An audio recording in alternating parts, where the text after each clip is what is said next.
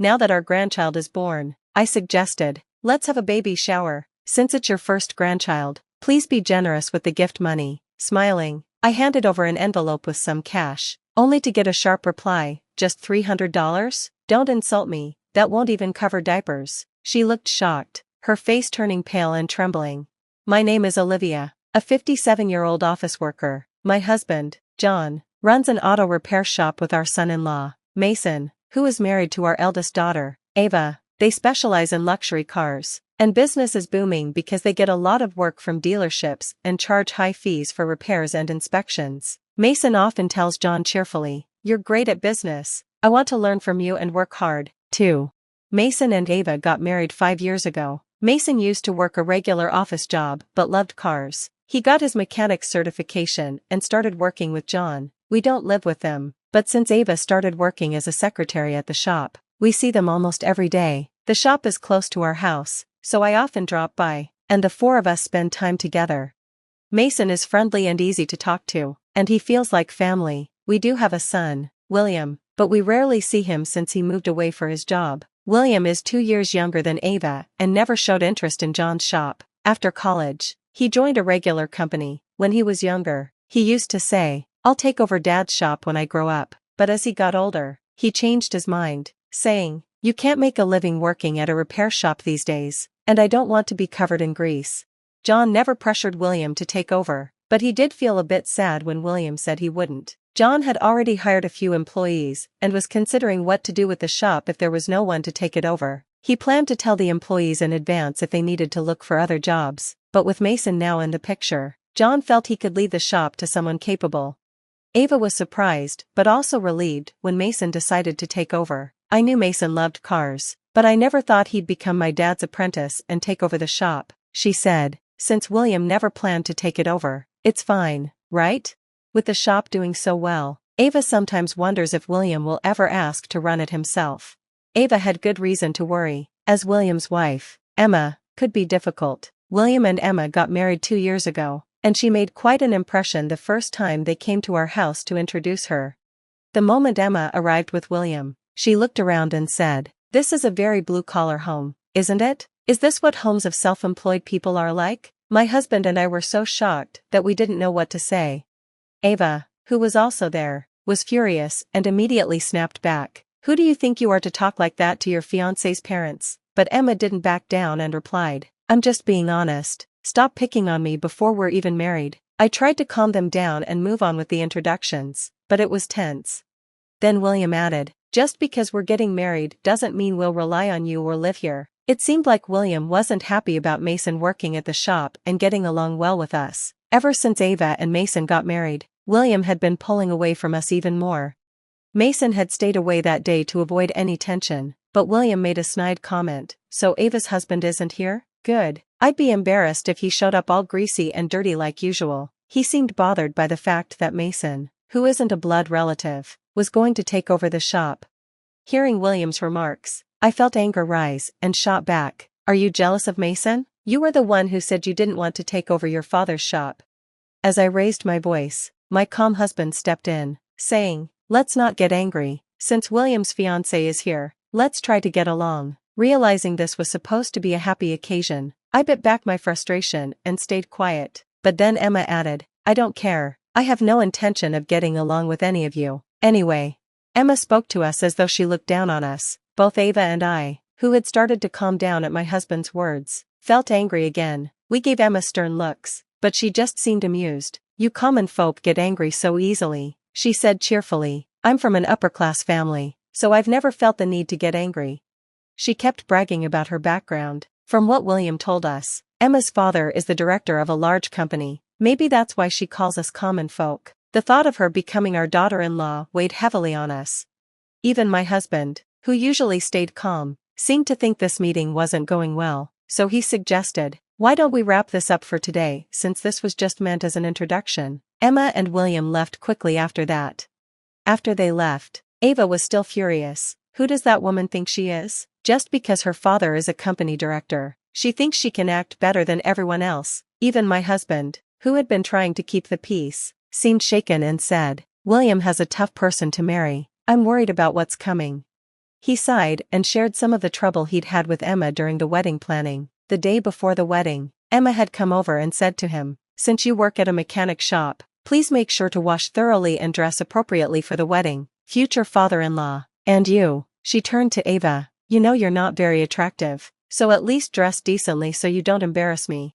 She said it with a snide tone. I was about to snap at her, but my husband responded calmly, "Understood, we'll make sure not to cause any trouble." Emma looked surprised, probably expecting an angry reaction. Instead, she seemed a bit unsettled by his calm response and left looking dissatisfied. At the wedding the next day, Emma came up to our family and said, "It's embarrassing for everyone to know we're related, so please behave yourselves. And by the way, this area smells oily, must be because of you." Emma continued her usual snide remarks. Mason, who was meeting her for the first time, observed with a look of surprise. I'd heard she could be difficult, but she's worse than I expected. Normally, Mason has long, messy hair and a beard, but for the wedding, he had cut his hair and worn a suit, so Emma had no complaints about him. Secretly, I wished he'd come in his usual work clothes, just to see how Emma would react. After the wedding, we didn't hear from William at all. Concerned, I said, "I wonder if William is doing okay." My husband replied, "No news probably means he's fine, but if we contact him, his wife might get angry. Let's wait until they reach out to us." Since they had made it clear they didn't want much contact with us, we held back. 2 years went by without a single word from William.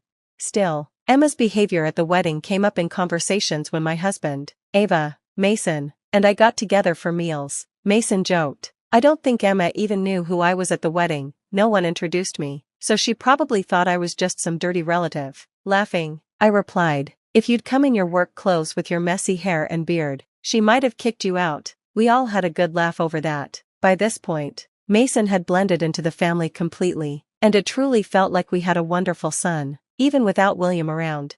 Then, one day, there was a heavy snowfall, and cars got stuck all over. My husband's shop was flooded with requests for help, so the employees divided up the work. My husband and Mason went out on a job for a foreign car dealer. When they returned, though, they both seemed downcast. Ava asked Mason if something had happened, but he just said, "It's nothing," so we didn't think too much of it. A few days later, William and Emma showed up at our house out of the blue, and Emma was holding a baby in her arms. Seeing the baby asleep, I couldn't help but smile, and Ava, who happened to be visiting, smiled and said, "Emma, you had a baby." She reached out to touch him, but Emma quickly pulled the baby away and snapped, "Don't touch her with your dirty hands, that oil smell will rub off." The sight of the baby had briefly softened us, but Emma's rude comment reminded us she hadn't changed at all.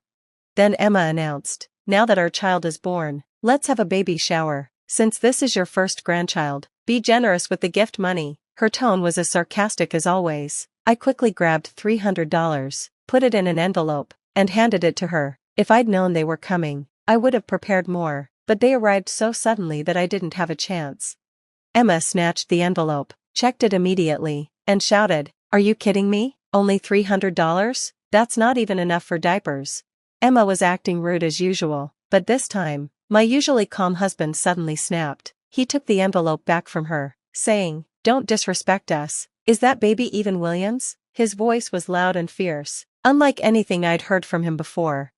I was shocked, especially by his suggestion that the baby's father wasn't William. Hearing his raised voice, Mason came out from the back room, looking confused, but when he saw Emma, he seemed stunned, and Emma looked startled as well, quickly trying to hide her face. My husband continued, addressing Emma, "Recognize Mason? He was the one who towed your fancy minivan during the heavy snowfall. You complained to him the whole time. I bet you haven't forgotten his face." Ava, William, and I were completely baffled. My husband added, "And how's the president you were with that day? If he's going to have an affair, maybe he shouldn't do it in a snowstorm, or he's bound to get caught." Hearing the word affair, William's face went pale, and Ava and I looked at each other, shocked. Emma tried to deny it, saying, "What are you talking about? The snow, the affair, it doesn't make any sense," but she was clearly flustered, unlike her usual confident self. Then, at my husband's signal, Mason took out his phone and started pulling up some footage. My husband explained to us, during that heavy snowfall, Emma and some company president got stranded in a luxury minivan. Mason and I went to help. I didn't recognize Emma at first because I was wearing a mask, sunglasses, and a helmet, but Mason, with his long hair and beard, must have been memorable even with a mask on. Mason then showed his phone screen to Emma. She gasped and immediately turned her face away. Ava, William, and I looked at the footage. There was Emma, with a man we didn't know, angrily telling Mason to hurry up, saying, "We have a baby in the car, move it, already." Meanwhile, my husband and Mason were putting snow chains on the minivan as Emma and the man whispered to each other. With a grim look, my husband said, "The dash cam doesn't record sound, but I heard everything. They were saying William was a fool for believing the baby was his." "Well, Emma, you're the real fool for talking about your affair right in front of your father-in-law without realizing it." William, looking furious, shouted, "Emma, is this true?" Emma stammered, "Of course it's not, it's all lies," but her pale face said otherwise. Mason then added, "Didn't you say something like divorce him at the right time and that you'd get child support? You sounded quite pleased about it." Emma started trembling, holding the baby tightly, who then began to cry, using the crying baby as an excuse. Emma snapped, "Look what you did. The baby's crying because you're all being so mean. I'm leaving." She stormed out, leaving William behind. He was furious, but seemed to calm down once she left. Finally, he turned to his dad and asked, "Is all this really true?" His father nodded silently. Mason then added, "Emma's lover is the president of a company that does business with us. I heard from some dealers that she went with him when he bought that minivan, for their baby." William felt devastated when he learned the full story. He buried his face in his hands, overwhelmed. Later, a DNA test confirmed his worst fears. The child was not his. William immediately filed for divorce, but Emma, angry and defiant, shouted that marrying a commoner like him had been a mistake. However, the drama wasn't over. Surprisingly, the test showed that the child's father wasn't the wealthy president, either. It was another man, one who was married. This revelation left everyone even more shocked. Emma had been unfaithful with yet another person, and this man, not the president, was the father. In the divorce proceedings, William not only demanded compensation from Emma but also sought damages from both of her lovers. Emma's family, who had always boasted of their high-class lifestyle, turned out not to be as wealthy as they'd claimed. They even had to borrow money to pay the required compensation. Emma's affair with the president had been driven by her desire for an affluent lifestyle, but her dreams of remarrying him were shattered. Instead, he sued her for breach of engagement, ending any chance she had of a fresh start with him. After divorcing Emma, William became wary of relationships and firmly declared, "I'll never get married again," choosing instead to live alone. As for my husband and me, our dream of having a first grandchild was shattered, but life took a happier turn when we learned that Ava was expecting a baby. We were overjoyed, and Mason, with a playful grin, reassured my husband, "Don't worry, this one's definitely mine." With the baby on the way, we decided that Ava and Mason would move in with us. We look forward to a lively, love-filled home with our soon-to-be grandchild. I'm Lisa, and stepping into that party was the last place I thought my world would turn. There I stood beside Rachel, anticipating some laughter and free drinks. It all changed with a glance from James, his easy smile and hands casually tucked into his jeans. "Who's that?" I nudged Rachel, eyeing him. "That's James," she half shouted over the music. "Went to college with him. Real chill guy. You want to meet him?" "Sure," I shrugged. New faces meant new stories, but I wasn't prepared for the instant connection. James had a way of talking as if I were the only person in the room, and those green eyes didn't hurt either. "So, you like the Rolling Stones?" He caught me eyeing his t-shirt. Vintage band tees were everywhere, but I meant it when I said only someone who really digs good music would wear Mick Jagger on their chest. He laughed. "Are you calling me out or complimenting me?" "Guess you'll never know," I teased back. By the end of the night, we were inseparable, discussing everything from our love for old-school rock to names for our future pets. James got my number and didn't wait 3 days to call. The next morning, we were deep in the what of tomorrow, talking about rings and forever. But forever comes with its own baggage. Meeting the parents was on the horizon, and the icy reception at the dinner table was unexpected.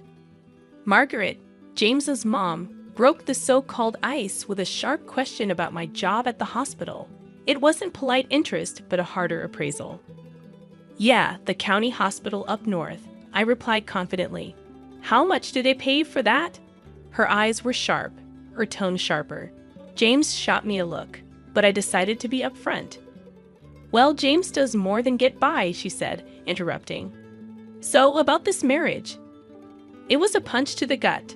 I didn't care about money, but the financial discussion had begun. His dad chimed in, and the tone for our commitment was set. Tough, not all sunshine and romance. But it was real, and real was something I could work with. Our wedding was simple, fitting in a matchbox. No fanfare, just him, me, and a couple of signatures. In the beginning, we were a team, tackling life from our small joint command center, his old house. We set up a system, half on everything, shared chores, and even cooking together. There was comfort in the routine, in knowing what to expect when we got home. But reality is a tough customer. 4 months down the line, the teamwork was taking hits. Excuses rolled in, bad days stringing together like a lousy pearl necklace. What was meant to be equal started to weigh heavy on my side. The shared life felt more like a solo gig. 2 weeks of slugging it out on my own, and I finally snapped. I wasn't one to make a fuss, but living like this was unbearable. I confronted James, who walked in with headphones on, oblivious to the mounting tension. "James," I blurted out, unable to hide the annoyance in my tone. "What happened to sharing the load?" He looked at me, genuinely confused or exceptionally skilled at acting. "What are you on about, Lissa?" he asked, pulling off his headphones. "I spent nearly an hour scraping your dried-up yogurt off the coffee table this morning. It's like living with a toddler," I complained. He just shrugged, a nonchalant gesture as if he didn't have a care in the world. "Chill out, will you? It's just a bit of a mess." A bit of mess? I called it quits. I stopped picking up his dirty socks, stopped doing his laundry. It was petty, but I was at my breaking point. Of course, that's when Margaret, his mother, decided to pop in unannounced. The perfect storm. "Look at this place," she said, her nose crinkling as if she found a rotten egg. I tried to keep cool, offered her tea, but she was on the warpath. "James, this is no way for a man to live," she said sternly, eyes fixed on me. "I didn't raise you to be living in a pigsty." I took a deep breath, trying to keep my voice steady. "Margaret, it's a 2-person job, and I've been doing it solo." "I'm not his maid. You're his wife," I retorted. "A wife keeps a clean home?" She snapped back, missing the irony that I too had a full-time job. I felt my face flush with anger. "And what does a husband do, Margaret?" I snapped back. "He's the breadwinner," she hollered back, missing the irony again that I too contributed financially. Margaret stormed out, slamming the door, leaving me and James in the rubble of our domestic battlefield. James, knocked down a notch at work, came home that day, dumped his keys like they were made of lead. "They're cutting back," he said, the words hanging heavy. "I'm off the management track." Just like that, he decided he wouldn't help with the bills anymore. Suddenly, it was all on me. I banged pots and pans like they owed me money. "Why are you making such a racket?" he asked, picking at his beer label. "Someone's got to pay for those beers," I snapped, "and keep this place looking half-decent." The ensuing conversation was like a round in the ring. "You expect me to chip in after a day like today?" he shot back. "Yeah, James," I said, not backing down. "Because I had a cakewalk of a day, right?" He had no comeback for that. Just took another swig. "We had a deal. We share this, remember?" I said, standing in front of the blaring TV. "A deal doesn't hold when things go south," he said, not even looking at me. I stood in front of the screen. "So, what?" I'm supposed to just smile and nod and keep the house like some 1950s sitcom mom. I glared at him. "You wanted a partnership. Here it is. This is life. Deal with it," he said, thick and toxic words hanging in the air. Ignoring the problem wasn't going to make it vanish. "We're supposed to be in this together, and that means not ditching out when it gets tough," I argued. "I didn't ditch out the job, did I?" he muttered, barely audible over the TV noise. I turned off the TV. "We'll see how long we last, if this is how it's going to be," I said, and silence filled the room, as thick as the dirt I've been cleaning all day. He looked away. I stormed off to bed that night. No more words, none that mattered anyhow.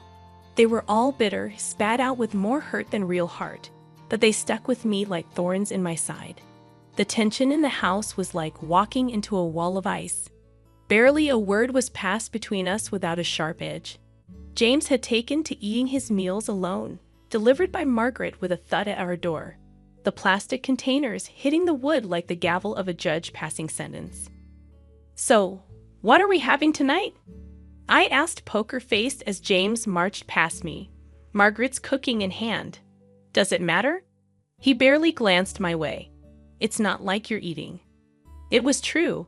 I didn't have the stomach for food, not for what was in those containers. It was more than lasagna or stew.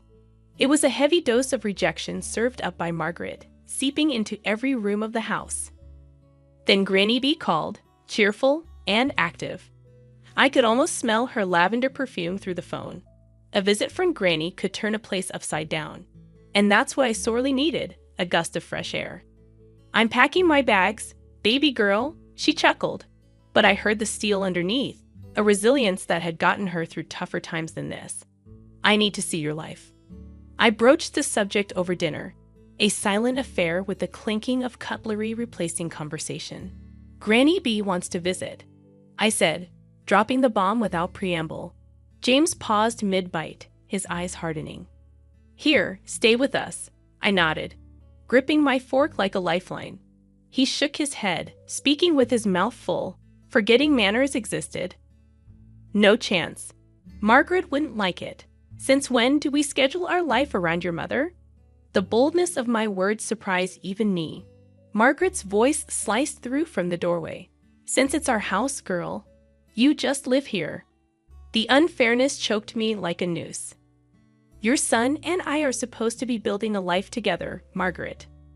She snorted. "A life? You called us a life. Look at you two. I bring him food because someone needs to take care of my boy." James stood up, his chair scraping back like a scream. "And that's how it's going to be. No visits, no changes. It's settled." I looked between them, the mother and son, feeling the outsider tag slapping against my chest. "It's settled because you say so. What about what I want, what I need?"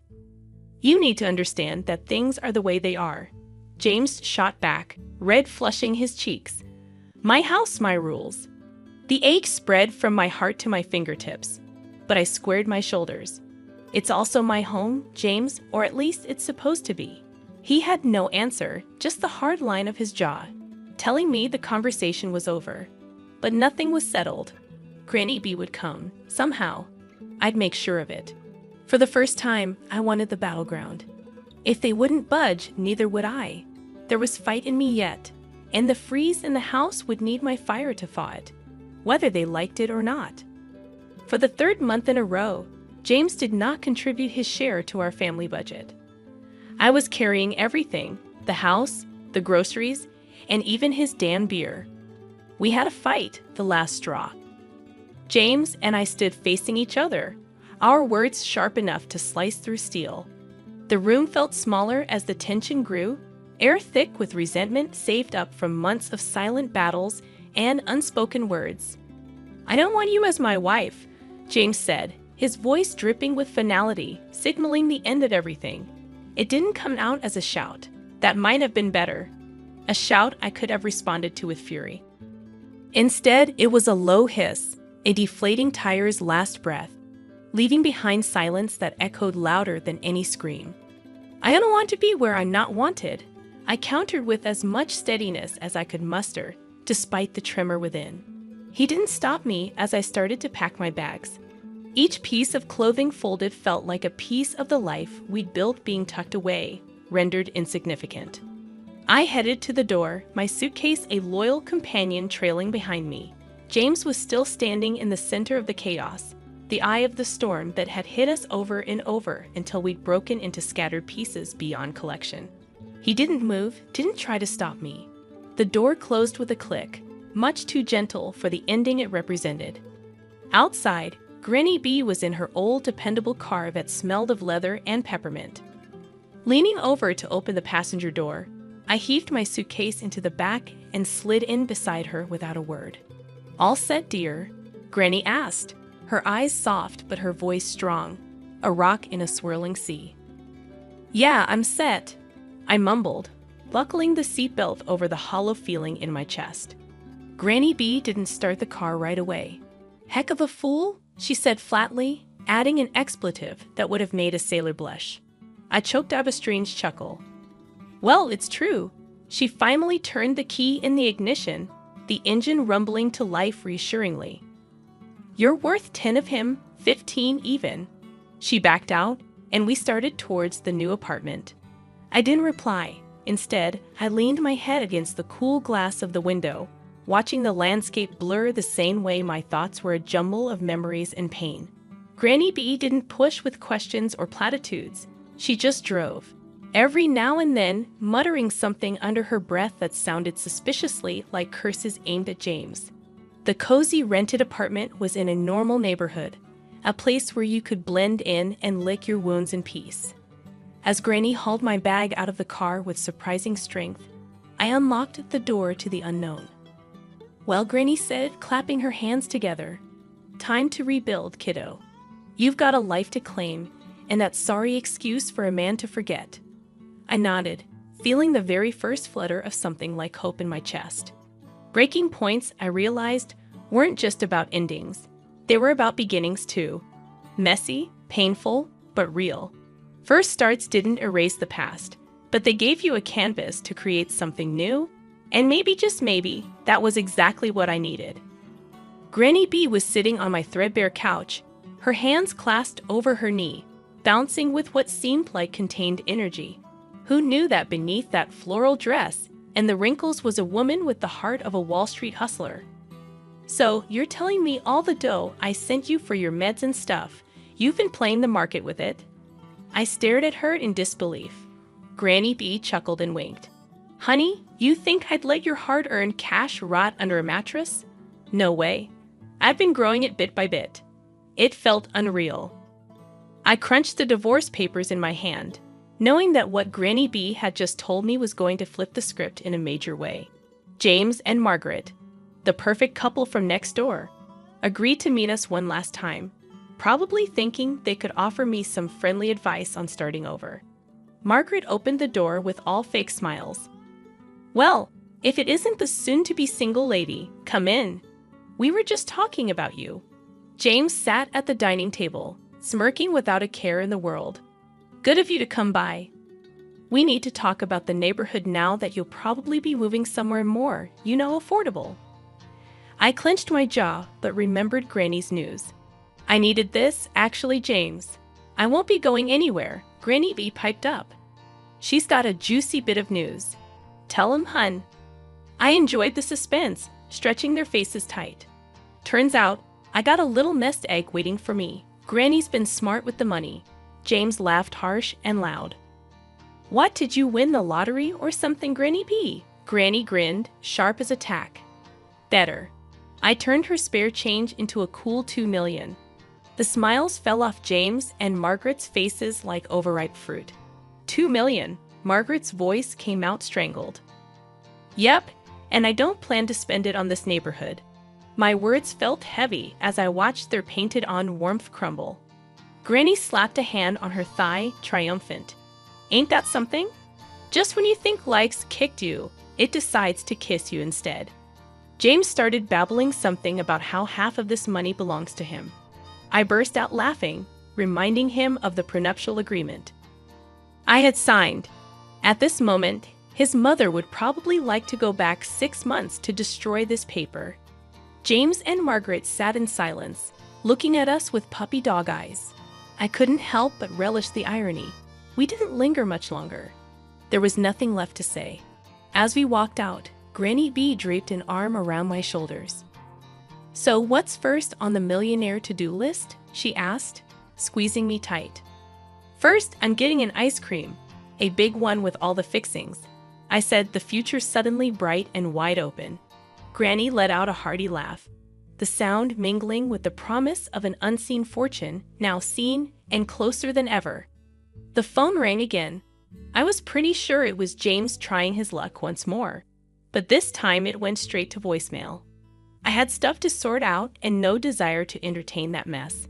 I heaved a sigh, looking around my cramped apartment cluttered with memories, too many of them pinned to James and a shadow that loomed like a bad smell. Grandma, with her sharp eyes and a non-nonsense attitude, was right as rain. "Why do you even keep that thing on?" Grandma gestured at the phone with a scoff, busy shuffling through a pile of real estate listings. I shrugged and tossed the phone on the couch. "Guess I'm too soft, squishy as an overripe tomato," she snorted. "We need to get moving. I don't want James or his mama knocking on our door trying to weasel back into our lives when we've barely shucked him off." "I know, Grams." "Thanks." I flashed her a grateful look. "So, where to?" She slapped a listing onto the kitchen table. It was circled and bold. "Here, 2 bedrooms, cleaner air, away from unwanted pests." I skimmed the details. "Looks decent, Grams. Any pizza joints nearby?" The next day dawned fresh. We were off, the apartment ad in hand, and a skipping grandma step. The listing agent met us at the property, all smiles and slicked back hair reeking of too much aftershave. "Welcome, ladies." He extended his hand right at Grandma. She eyed it like it was a dead fish, but shook it all the same. "Cut to the chase, hot shot. We're not here for pleasantries." I bit back a laugh as the agent's smile twitched. Of course, of course." He quickly unlocked the door. "This way, please." The place was a gem compared to where we were. Good light, clean floors, and the air didn't hold any of James's cologne. Grandma handled it like she was born in a market stall. The price dropped, terms changed. By the time we walked out, the agent looked 2 inches shorter. The move went smooth. Neighbors were quick to say hi, a couple of them inviting us over for beers and a barbecue. They asked about my story, but I kept it simple. I was done letting my past hitch a ride. The new place shaped up nice. I continued to work as a nurse, and Grandma found her corner for knitting and gossiping with Mrs. Ham from next door, who had more sass packed in her tiny frame than anyone I'd ever met. One evening, I grabbed a pizza from the new joint, of course, and headed home. As I flipped open the box, the steam carried that cheesy aroma up, and I couldn't help but smile. So we settled in, me and Grandma, our little team. The taste of fresh starts and thick crust pizza in the air, laughter from the neighbor's yard spilling in through our open window, and a sense of peace finally making itself at home. James and his empty promises faded into the background noise, just like the buzz of the city we'd left behind. I was looking forward, and the view was pretty damn good.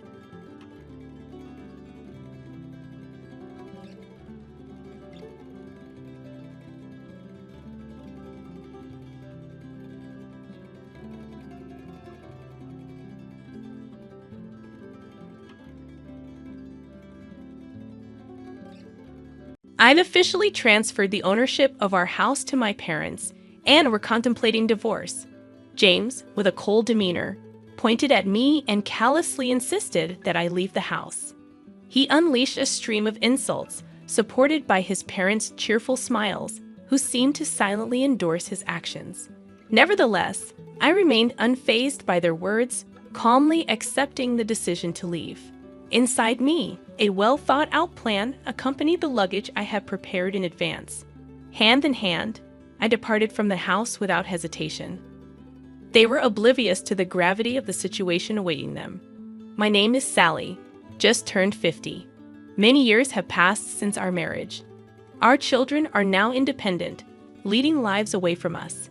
I used to live the life of an ordinary salaried worker, but now, thanks to a friend's introduction, I spend my days as a teacher of handmade accessories, a hobby turned profession. This new job has become a turning point in my life, bringing fulfillment through interactions with my students and the joy of crafting every day. Some might have negative opinions about turning a hobby into a livelihood, but I am content. James and I met by chance at the company where I used to work. He was employed at a client company at the time, and as we started to meet often through work-related social gatherings, our relationship deepened.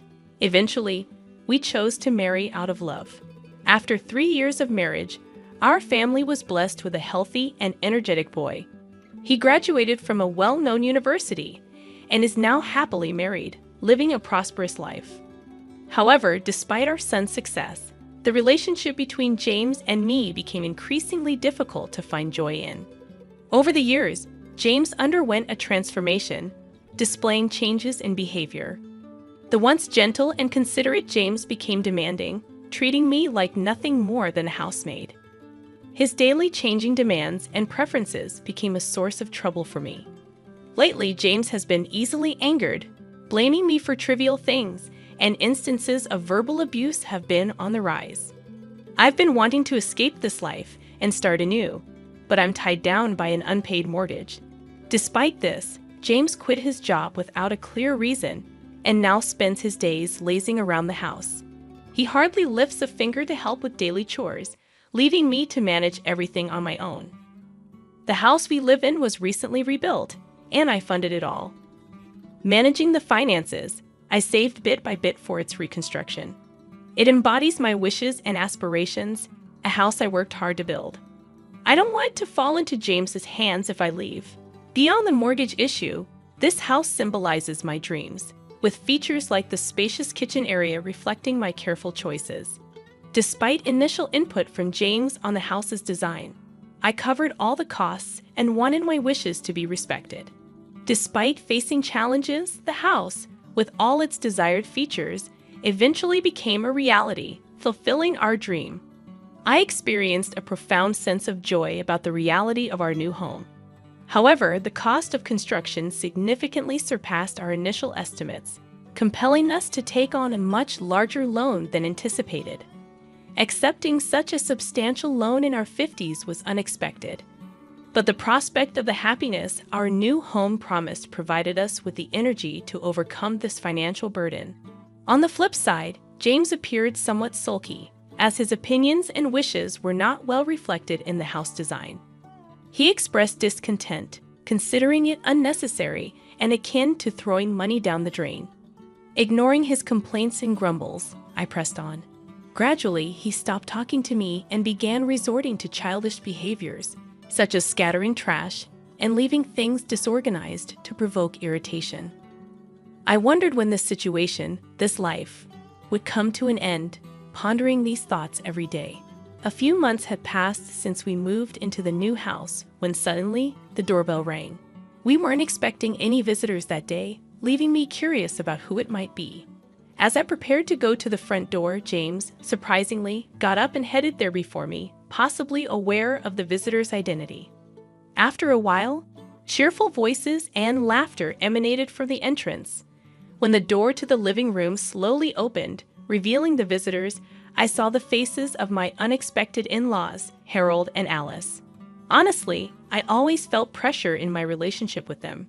When we first announced our marriage, they treated me coldly, criticized me for my lower social status, and maintained an awkward attitude even on our wedding day. Their interference continued post-marriage, and each time I interacted with them, I wondered how to handle the situation.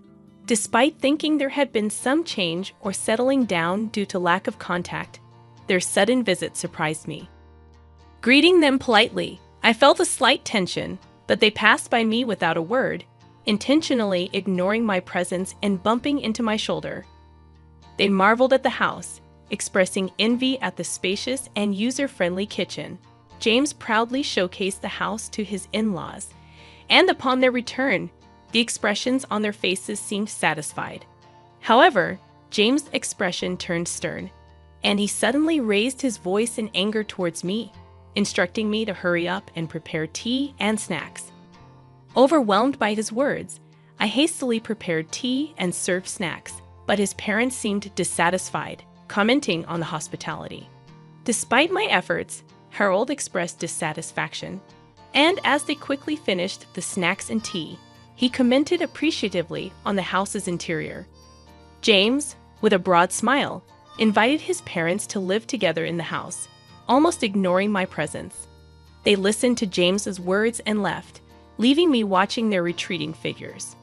I felt a significant gap between James and me, witnessing him chatting and laughing joyfully with his parents, something I hadn't seen in a long time. Subsequently, in response to James' invitation, his parents began visiting our house more frequently. Initially, it was a few times a month, but it gradually increased to several times a week, eventually becoming almost daily. However, their criticisms towards me never ceased, and James showed no signs of curbing them. James' attitude of blaming me, coupled with his parents' intensified disapproval, became more pronounced. His complaints about me not listening and causing our son suffering were relentless. Despite facing daily difficulties, I found myself unable to voice the frustration in my heart. All I could do was offer words of apology. The in-laws' visits increased beyond anticipation, and they started visiting even more frequently during my absence. They would come along with James, leaving clear evidence of their activities at home: scattered beer cans, empty bottles, and traces of spilled alcohol that seeped into our new rug. Despite my protests, the new house began to smell of alcohol and felt dirty. I couldn't understand why, despite not contributing to the household, James was quick to complain. His involvement in gambling added another layer of worry, as remnants of used betting slips surfaced regularly. Explaining the risks of gambling and its impact on our finances seemed futile. The losses were a significant blow, especially since the money used for gambling was hard-earned through my tireless work. Nearly a month into the frequent visits from the in-laws, they targeted the times when I was out. One day, returning home early, I found them leisurely spending time in our house. Surprised, I confronted them, but their snarky words and indifferent attitude made it clear that they considered my presence bothersome. Frustrated and stressed by the insolent attitudes of James and his parents, I realized I had reached my limit. Instead of succumbing to emotions, I decided it was time to devise a plan to address the situation. Amidst this turmoil, an unusual event occurred. During a time when I was supposed to be away, the in-laws visited unexpectedly, expressing surprise at their unusual timing. I sarcastically commented on their avoidance of my presence. Ignoring my remark, they boldly entered the house. James welcomed them with a smile, leading them to inspect various areas, from the kitchen to the bathroom. Observing their meticulous checks, I sensed a hidden agenda behind their actions. Even as they left, they wore satisfied expressions, as if they had confirmed something. Curious and wary, I questioned their inspections and wondered if there was something they should tell me. I had cautioned James not to worry, emphasizing that it was none of his business. His behavior, however, hinted at concealing something from me. I suspected he was trying to manipulate me cunningly, but grasping the real intention proved challenging. Observing the situation became my only option. Then, one day after work, I returned home to find a large moving truck parked in front of our house, bearing the logo of a company named Moving Center. James appeared to be in discussions with the truck driver and representatives. When our eyes met, he pretended not to see me and disappeared inside the house. What shocked me more was the simultaneous arrival of my in-laws. They greeted me casually, and James welcomed them, leading them into the house. The atmosphere felt tense, and as I followed them inside, I noticed a significant change. The familiar furniture and belongings I knew had vanished, replaced by my in-laws' dated furniture, arranged as if this were their home. As I sat down on the sofa, they surrounded me with smirky smiles, conveying a sense of smugness.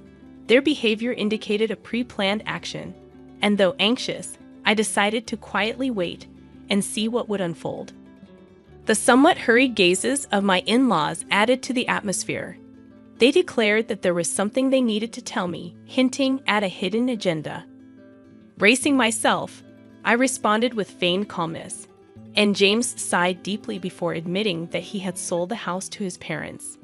He proposed getting a divorce, and my in-laws nodded in agreement. Their smirky smiles suggested they were trying to toy with me. Despite the revelation, I remained unfazed, having anticipated their plan. I promptly signed the divorce papers, placed my wedding ring on the table, and declared my intention to leave the house. I had suspicions about the unnatural behaviors of James and my in-laws, especially since their frequent visits when I wasn't home.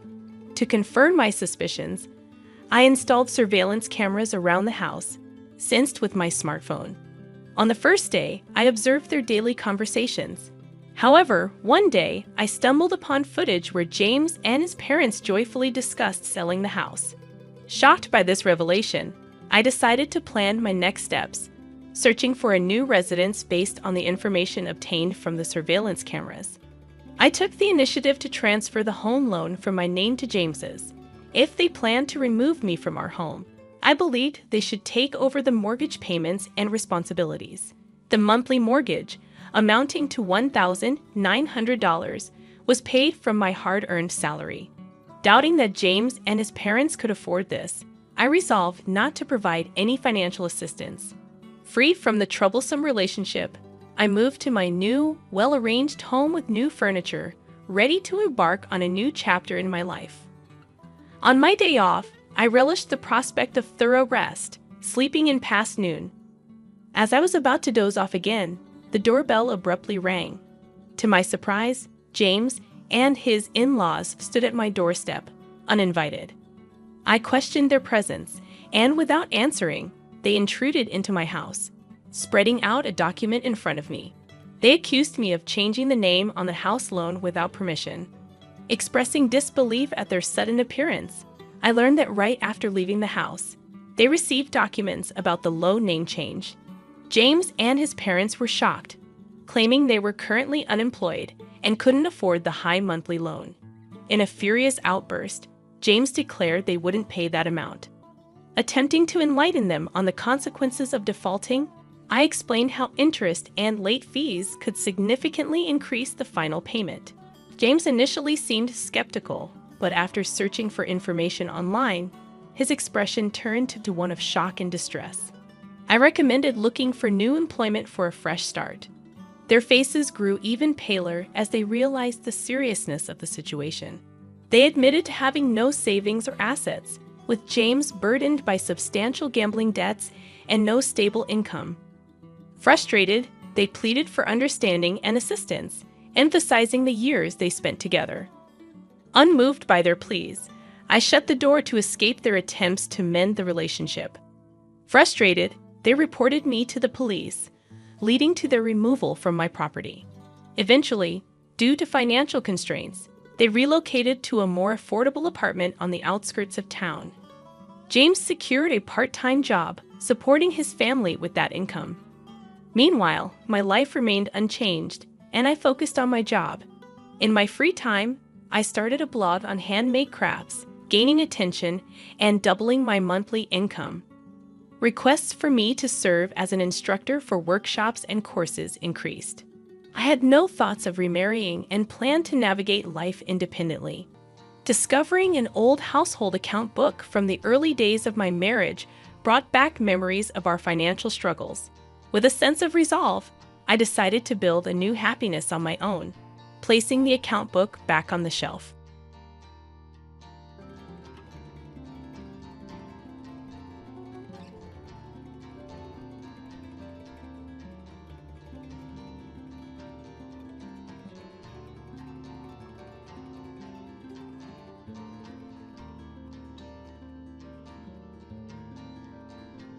My name is Emily. I'm 40 years old. I've heard my name means to grow up cheerfully. However, when I was 15, I found out that my father's ex-girlfriend was named Emily. Ever since, I've quietly doubted the true origin of my name. Honestly, as a kid, there are certain delicate past details about my parents I'd rather not know. They didn't really dote on me when I was young. My brother, 3 years older, is named Ryan. He's smart and charming. Both parents always wanted a boy. Ryan, as their first child, was loved immensely. Our grandparents believed the first child must be a boy, an old-fashioned thought. My mother gave birth to a boy, despite immense pressure. With this background, my parents loved Ryan more than anyone else. What about me? I always got hand-me-down clothes from Ryan. Even New Year's money had a clear disparity. Relatives always invited Ryan. Instead of being told to be patient because you're elder, I was told to support the boys. a puzzling way to instill laddie-like behavior. I believe I was raised with a lot of discrimination. It felt like I was always many steps behind. My redeeming feature has always been my carefree nature. My parents said, "You never think about anything." If I thought too much, I might have become dark and resentful towards Ryan. Ryan is Ryan, and I am me. Our family is a bit strange, but that's okay. I decided to accept our family and didn't care about my parents' attitude. No matter the difference in treatment, I am thankful to my parents for raising me. Ren, as we were kids, is still my sibling. Deep down, I couldn't truly hate them. However, that sentiment wavered after a particular incident when I was in my late 20s. My father retired. Both he and my mother, a homemaker, lived on their pension. Shortly after, my mother had a fall, leading to paralysis in her legs. She had to be cared for. With my father retired, I thought he'd be around to help, but I was mistaken. "Hey Emily, I can't do anything on my own, so come back home." The first thing my father said after a long time was outrageous. "What? That's impossible. If I return, I can't commute to my job." Instead of saying, "You can't do anything. At least try to learn or practice." How dare you talk to your father like that? Just quit your job and come home. Don't you care about your mother? It's not as simple as quitting and returning. My father has always been domineering. He had my mother take care of everything for years. Now that my mother has fallen ill, he's become a helpless man. It seems he's plotting to make me return and take my mother's place. My brother works closer to home. Ask him instead. Why does he only try to use me now? Even though he never cared much for me before. I finally moved out and have been living freely. I never thought I'd give in to him, but for some reason, he started calling my workplace. Because of this, I couldn't concentrate on my job, and my colleagues and boss started to look at me oddly. Due to constant calls, I worked so hard to get this job, which I really wanted. I wanted to continue working there forever, but because of my father's relentless calls, I became stressed, affecting my work. I had no choice but to quit reluctantly. I decided to return home, only to find it in a terrible state. My father, now without a job, seemed to have nothing to do. He became obsessed with horse racing and would spend all his pension. On the day it was paid, he was drinking more than before, and every morning, I'd find empty beer cans and wine glasses all over the table.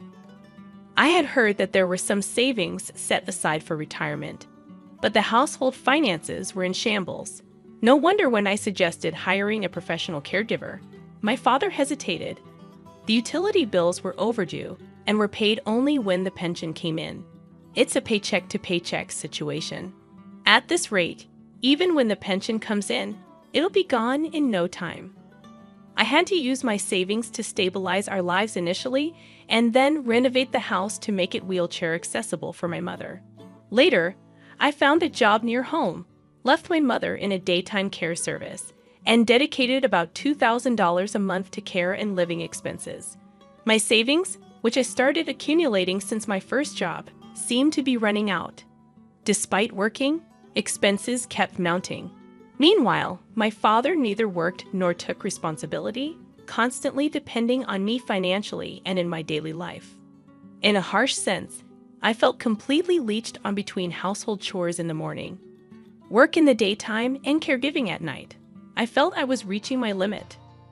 Ideally, I wanted to place my mother in a nursing facility and leave my deadbeat dad to fend for himself. This would mean all the money currently being spent on my father could be saved or used for my own expenses.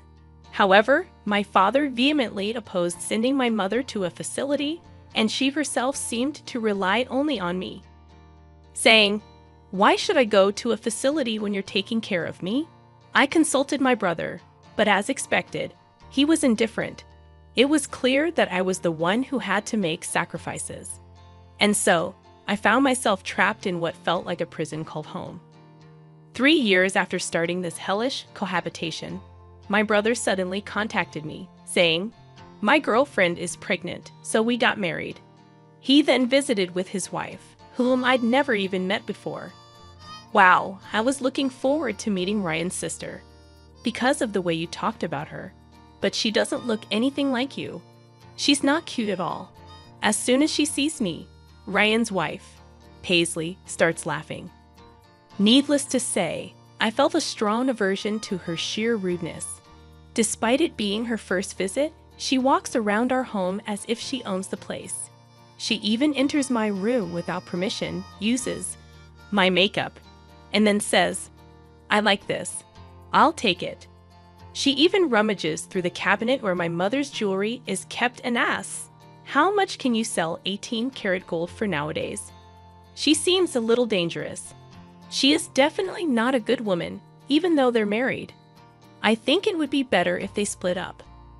But both my father and mother are only concerned about wanting a grandchild, to the point where they seem clueless. And I can't help but envy them a little. The thought of being related to this woman scared me a bit. My bad. Premonition came true on that very day. But I'm so nervous about raising a child for the first time. I wish someone could help me. Paisley says it sweetly, twirling her hair. Then you should live here, said my dad, who had been staring at Paisley's chest the whole time, suggesting this with an lecherous look. Really? Are you sure? Of course, as my parents, brother, and wife are getting excited about living together. I couldn't help but ask, "What will we do about the lack of rooms?" "You can move out." What? My father's words astounded me. That's a good idea. You should hurry up and leave. Can you move out soon? It might sound self-praising, but I believe I've been very dutiful to my parents, yet they're so quick to turn their backs on me. Hold on, I can't just be thrown out like this. I've been paying for Mom's caregiving, and I don't even have the money to move. What about Mom's care? I'll give you the money for caregiving or whatever. Thanks to working at a major company, not some small local business like you, I'm not struggling for money. All right, Emily, go to your room and pack up your things. Move out by today. He patted me on the back as if to usher me toward my room. He looked pleased, as if he had found a quality new host to leech off. Move out by today, he says, but it's snowing outside. I don't have any money. Where am I supposed to live from now on? Why? This doesn't make sense, does it? Without thinking, I voiced my true feelings. This isn't a joke. You're so naive, Emily. Listen, I won't say it twice. We're moving in because I'm having a child. The Aiden should leave. Taking aback, I instinctively looked at my parents, even at my mother, whom I had desperately cared for all these years. I wanted to be with my grandson. Just accept it, she said, smiling as if guiding me to acceptance. Saying so, he hastily packed up my room's belongings into a bag. At least wait a few days, until I find a place to live. But they forcibly dragged me by the arm and threw me out of the house. No matter how many times I rang the doorbell, they ignored me. Tossed around by my parents and finally by my brother, my life isn't their toy. Even when I was treated coldly as a child, I always smiled. It was my self-defense. But both my parents and brother misunderstood, thinking I could handle anything. This isn't a joke. Don't mess with me. Crying, I left my family home and wandered the streets aimlessly. Finally, I found a cab and sought refuge in an internet cafe. When I contacted a friend living in town, she miraculously offered to let me stay for a while. True friends are indeed priceless. With her support, I managed to save enough to live alone again. I haven't saved enough to leave town, but I don't want any more teas with my family. I decided to leave the state once I saved more. But one day, my father and brother came to see me. They had apparently found my address in some official records. May I help you?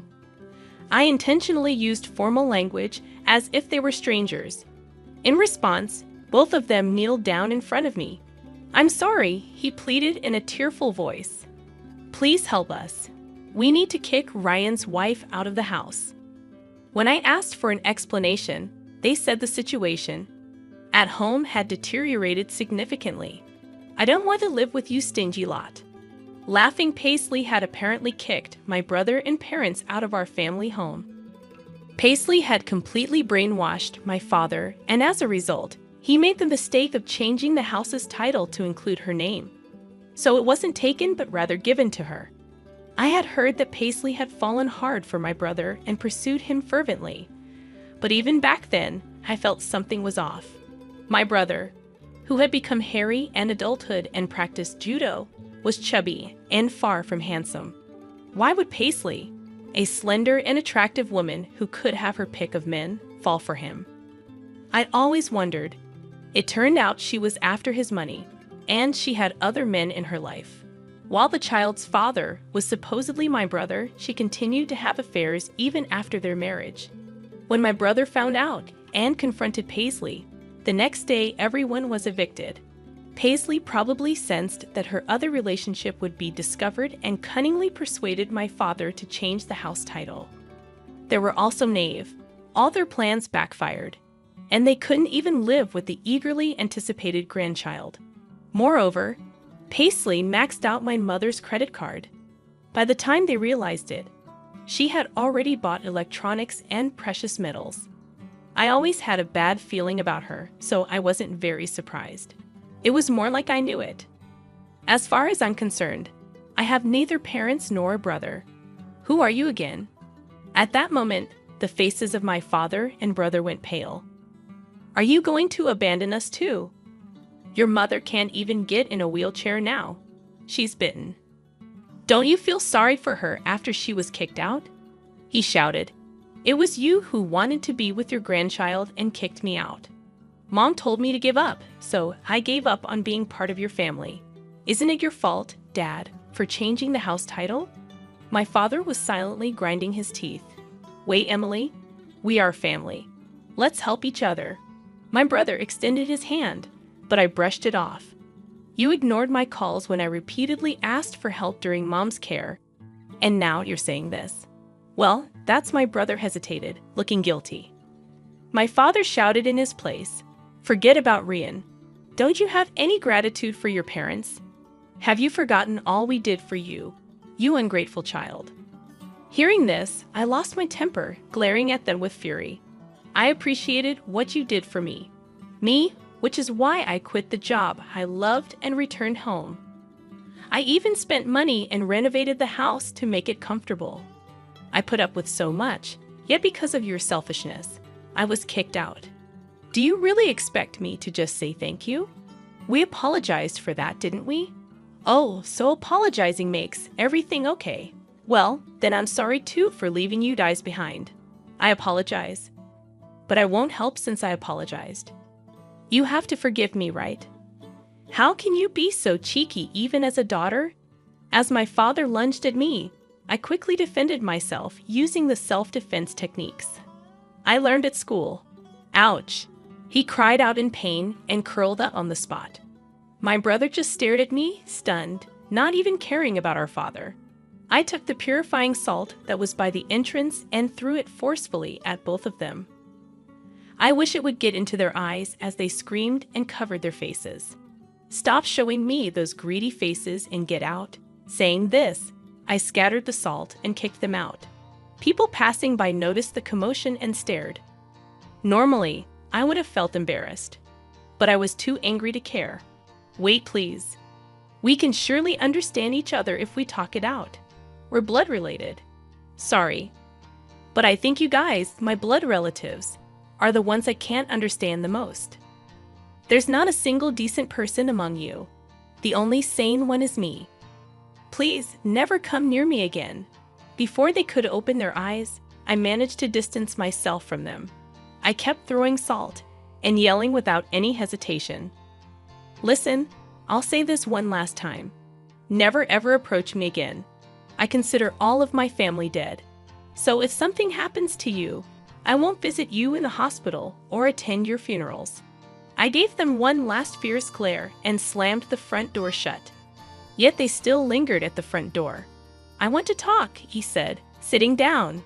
I'll call the police. And just like that, both he and my brother were gone. After that, I received several letters from my father. It seems that my parents took refuge at my mother's younger sister's place. The letters were pitiful, begging for help. But from my perspective, I felt sorry for the aunt who suddenly had to accommodate the elderly couple. In the third letter, it was mentioned that my father was pushing the caregiving responsibilities onto my aunt. This led to a fight with her husband, resulting in them being kicked out. Now they are renting a cheap apartment and are back to fighting with my brother's wife. They aim to reclaim the family home. They probably can't afford to hire a lawyer. Considering they changed the property title themselves, they probably don't stand a chance. My brother, still separated but not divorced from his wife, had an affair. He became the cheating husband. The woman he was involved with is a friend of his wife's. It seems like a trap, but there's no evidence. Consequently, the divorce discussions are at a standstill. My brother claims his wife's affair ruined the family and is demanding compensation. His wife argues that there's no evidence I cheated while raising our child, but my husband did. She seems to be asking for hefty compensation, property division, and child support. Since neither of their affairs can be proven, the divorce discussions are going nowhere. As for me, I met a man at one of my jobs, and we got married. It was a workplace romance, so we were wary of being seen dating in public. Instead, we rented apartments near each other. We spent most of our days at one or the other's place, essentially living together. Then one day, "Oh, this actress is getting married. Should we?" That casual proposal, as if we were just heading to a convenience store, remains a fond memory. We're both down to earth, not into grand gestures. I'm glad he didn't attempt a big surprise. Given that I'm not the type to react much, it might have felt awkward for him. But life is full of surprises. 2 years after getting married, I found out I was pregnant with triplets. Having had no experience with kids, even those lacking siblings, it was overwhelming. Taking care of one would be hard enough, let alone 3. But with ample support from my husband and his family, we've been managing 1 boy and 2 girls. When I found out, I was determined to love them all equally. However, when I looked at them, such determination was unnecessary. They're all adorable, and it's impossible not to give them mine all. The only challenge is when they all want to hold my hand at the same time. I've turned it into a game. We'll switch after 100 steps. However, kids are fickle. Suddenly, they'd say, "I want to hold hands with Daddy today." To the children, it seems both their mom and dad love them equally, which is a joy. I hope to continue building a family where everyone, true to my name, shines brightly in happiness.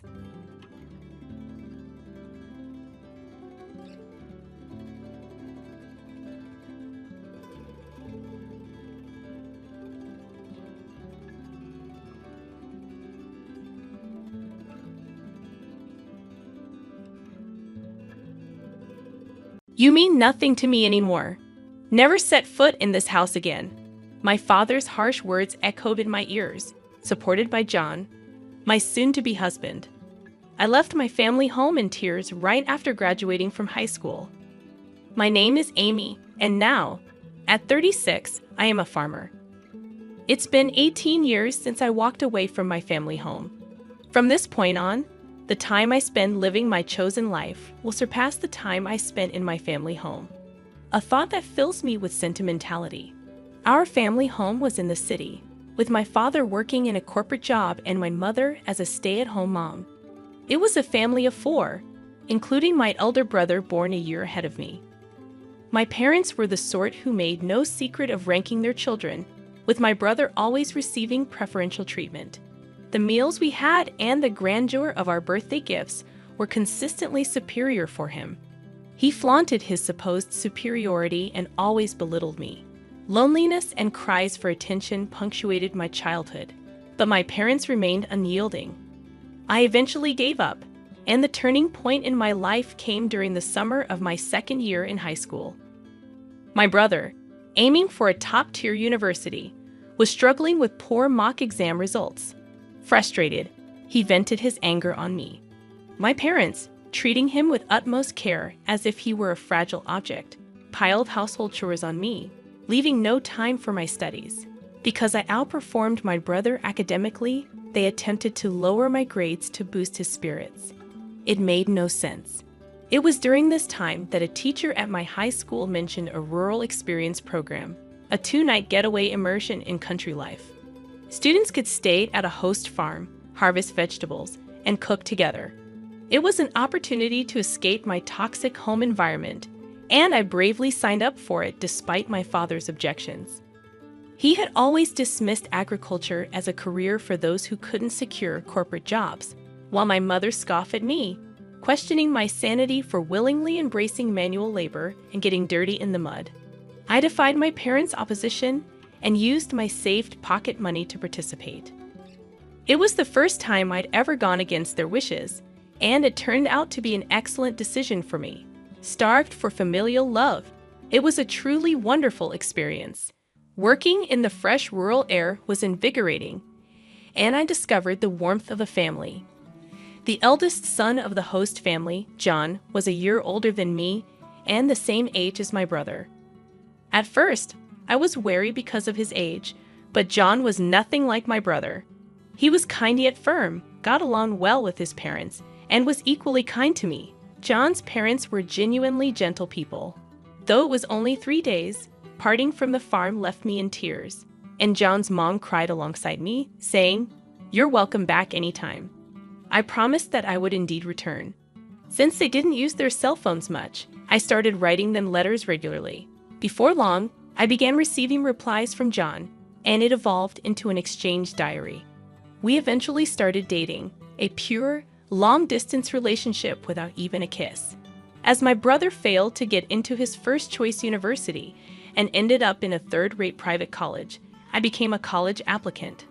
However, my parents pressured me to get a job instead of pursuing higher education, claiming women didn't need an education. The real reason was likely their fear of me attending a better college than my brother. Since the rural experience, I had dreamed of becoming a farmer. While I could become a farmer without attending college, John was a college student who had moved to the city. Deciding to pursue a college education and aiming for a new form of farming with a clear goal in mind, I dedicated myself to daily studies despite interference from my parents and brother. Upon passing the university entrance exam, my father erupted in fury, questioning if I, as a woman, intended to attend a better university than my brother. My mother joined in, claiming they couldn't afford to support me because my brother needed the money. Devastated by their words and a massive argument, I chose to sever all ties with them. John, now my in-law's son, came to pick me up, and they generously supported my college expenses. 4 years later, I married John, never contacting my parents or brother during my college years. However, when my in-laws insisted we inform them about the marriage, my husband decided it was time to visit my childhood home for the first time in 4 years. The timing was chaotic during the planting season, so we could only make the visit at the beginning of summer. My husband, in-laws, and I arrived with sunburned and darkened faces from working outside. To our dismay, my parents and brother openly ridiculed us upon our arrival. My mother, in a condescending tone, questioned our financial status, stating, "No offense, but how old are you exactly? You must be quite poor to be working until you're all dark like this." Feeling mortified, I pleaded with her to stop, but she ignored me. My brother smirked and taunted, belittling those engaged in physical labor. I turned pale as the gentle smiles on my in-laws' faces froze. My husband firmly declared, "With all due respect, we are proud to be farmers." My father condescendingly laughed, disowning me at 18 and stating, "Just to make it clear, you're a stranger to us now. You're marrying a poor farmer who has to sweat and work hard. We're going to treat you as if you don't exist. It'll be a problem if you come asking us for money. We don't want to see you anymore." Already disowned at 18, I knew I was on my own, even without explicit confirmation. Despite this, I tried to maintain courtesies. The sympathetic looks from my in-laws and John were difficult to bear. On the way home, I quietly wept and resolved to forget about my biological family. Time passed, and 18 years flew by. The emotional wounds had thoroughly healed. I had given birth to 2 children, and my days were busy but fulfilling. Although I had virtually erased the memories of my parents and my brother, I was informed by a cousin that my brother was getting married. My cousin and I had always been close, occasionally meeting even after my marriage. At the wedding, my cousin said. However, I hadn't heard anything about the marriage plans of my parents or my brother. Well, since we're estranged, it's true that there's no way for me to know, I replied. I heard they are building a new duplex. I wonder if it's completed. Apparently, both my parents, my brother, and his wife plan to move after the wedding. My cousin knew about the estrangement between my parents and me, that they seemed to think that I would attend weddings and funerals. After finishing the phone call with my cousin, I impulsively dialed my mother's cell phone number. However, I was met with an automated message saying, "This number is no longer in use." I tried calling my father next, and again, the same automated message. Had they changed their cell phone numbers? I didn't know my brother's number, so I couldn't call him. With trembling fingers, I dialed the landline for my family home, and it connected. My heart was pounding as I waited for someone to pick up. "Hello," my brother answered. "Brother, it's Amy," I said, hesitating over what to say next. About to offer congratulations, my brother cut me off. "There's no need for you to do anything. You're a farmer or a stranger to me. Don't call me," he yelled, and hung up the phone. I rushed to call him back, only to find that I was already blocked. This was harsh. No matter how much he hated me, we were still family, and it hurt to be rejected like this. Seeing my distress, my husband was concerned and gently asked, "What's wrong? Did something happen?" I couldn't hold back my tears any longer, and when I told him about the conversation, both my husband and my in-laws were as furious as if it had happened to them. "Your home is here, Amy. Your family is with us," my mother-in-law reassured me. Her words moved me to tears, and I wished she was my real mom. She cared about me much more than my blood-related mother ever did. My father-in-law said, comforting me, "You're happy now. That's all that matters. No need to get hurt.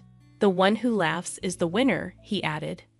My husband chimed in, saying, "Let's take them as a bad example and make sure we don't turn out like that, even for our children." Not knowing the situation, he hugged me tightly.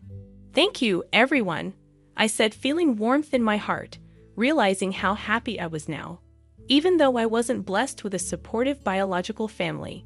However, things took a drastic turn when my business was featured on national television. My in-laws, originally large-scale grain farmers in the American Midwest, who also grew a wide variety of vegetables and fruits, had a lot of produce that didn't meet the standards. I had studied food business in college and spent a lot of time figuring out how to sell all the produce without waste. Backed by the local farmers union, I started an online business selling jams, juices, and pickles made from slightly damaged fruits and vegetables that couldn't be sold as they were. My business was a huge success.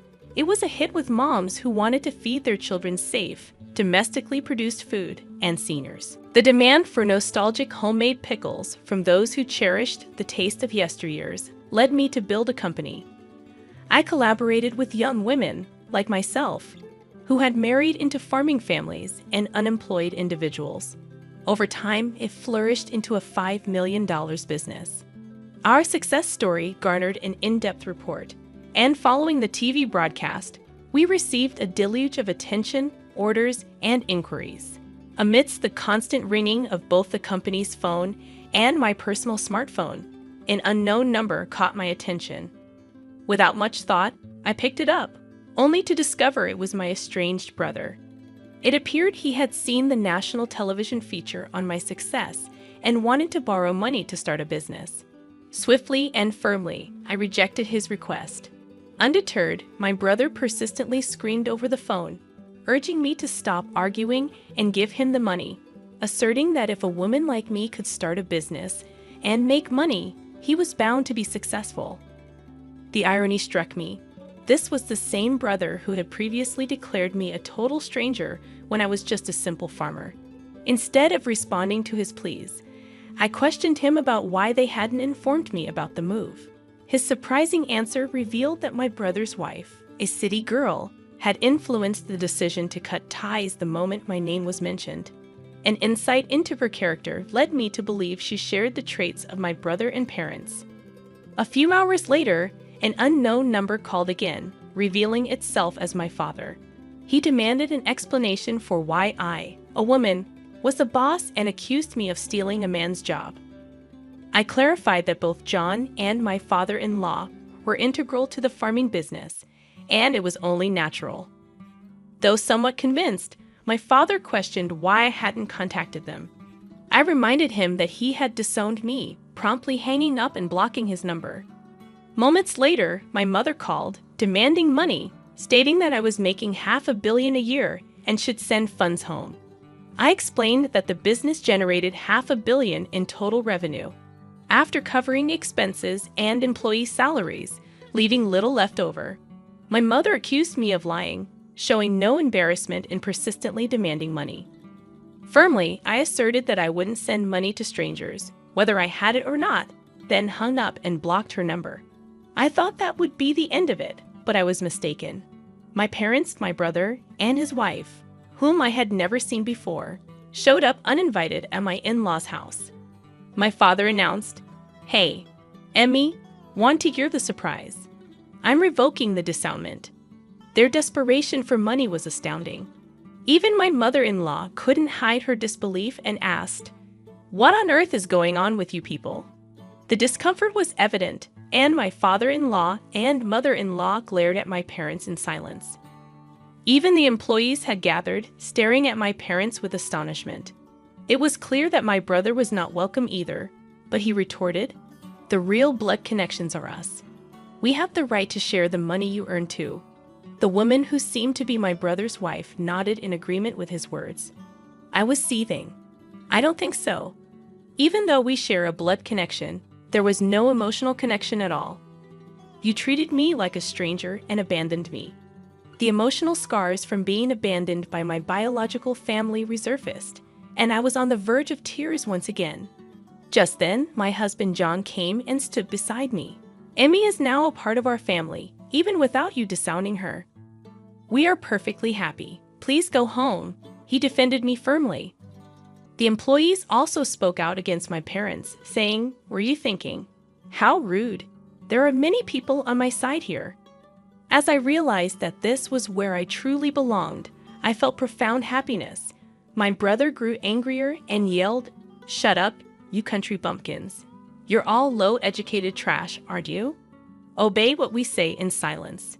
But John calmly replied, "Well, both my father and I are Ivy League graduates, and Amy has graduated from a well-known agricultural university." This revelation about our educational background seemed to catch my brother by surprise. "Why are you farming despite being graduates of top universities?" he blurted out. John responded confidently, "Farming is a respectable profession where we can fully utilize what we studied in college." I couldn't help but burst into laughter amidst the tension of the situation. "Brother, you've lost to John in everything," I said, feeling a sense of relief. Perhaps I had been too afraid of my brother and parents. I wanted to make it unequivocal one last time. "We are already strangers." I paused for a moment, deliberately shifting to a more polite tone. "So, I can't lend or give money to strangers. Please, please leave. If you cause a disturbance or act violently, I'll call the police and take legal action." I made it clear that our ties were severed. My in-laws and husband moved closer to me to shield me from any harm that my parents and brother might cause. I was deeply moved by their protective presence, feeling truly cherished. The employees also chimed in, shouting at my parents to leave. My parents, brother, and sister-in-law glared at us with resentment, but had no choice but to retreat. According to a story I later heard from my cousin, my brother and parents had attempted to get rich quickly through a business venture, accumulating debts. Instead of seeking financial assistance from me, that arrogant attitude had led to a significant failure, and now they were on the brink of bankruptcy. However, I had no intention of getting involved anymore. For me, my work was thriving, and I was surrounded by a true family, including respectable in-laws, a loving husband, and adorable children. I treasured every day, savoring the joy of life. In the aftermath of the tense confrontation with my estranged family, life continued to unfold in remarkable ways. I found solace and happiness in the warmth of my in-laws and my husband John, who stood by my side unwaveringly. The unwavering support of my new family proved to be the greatest treasure I could have asked for. My business continued to thrive, and I expanded it even further, working alongside my dedicated team. The success of our venture allowed us to explore new opportunities and make a positive impact on the community. We continued to provide high-quality, sustainable, and affordable products to our customers, and our business became a beacon of hope for those who believed in the power of hard work and resilience. The love and support I received from my husband John were an endless source of strength and inspiration. We cherished every moment raising our wonderful children in a nurturing environment filled with love and respect. The bonds between us grew stronger each day, and our home was filled with laughter and joy. Over time, I rekindled relationships with my extended family, including my cousin who had reached out to me.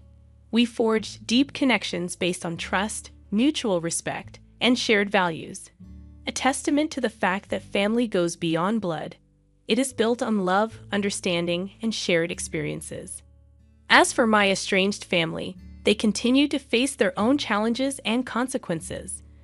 I wished them well from a distance but remained steadfast in my decision to focus on my own path. The scars of the past were no longer an open wound, but a reminder of the strength and resilience I had discovered within myself. In the end, my story was one of triumph over adversity, of finding love and belonging in unexpected places, and of building a life based on my own values and aspirations. It was a testament to the power of choice and the incredible capacity of the human spirit to endure and thrive in the face of challenges. With the passage of time, my business continued to flourish and evolved into a community-focused enterprise.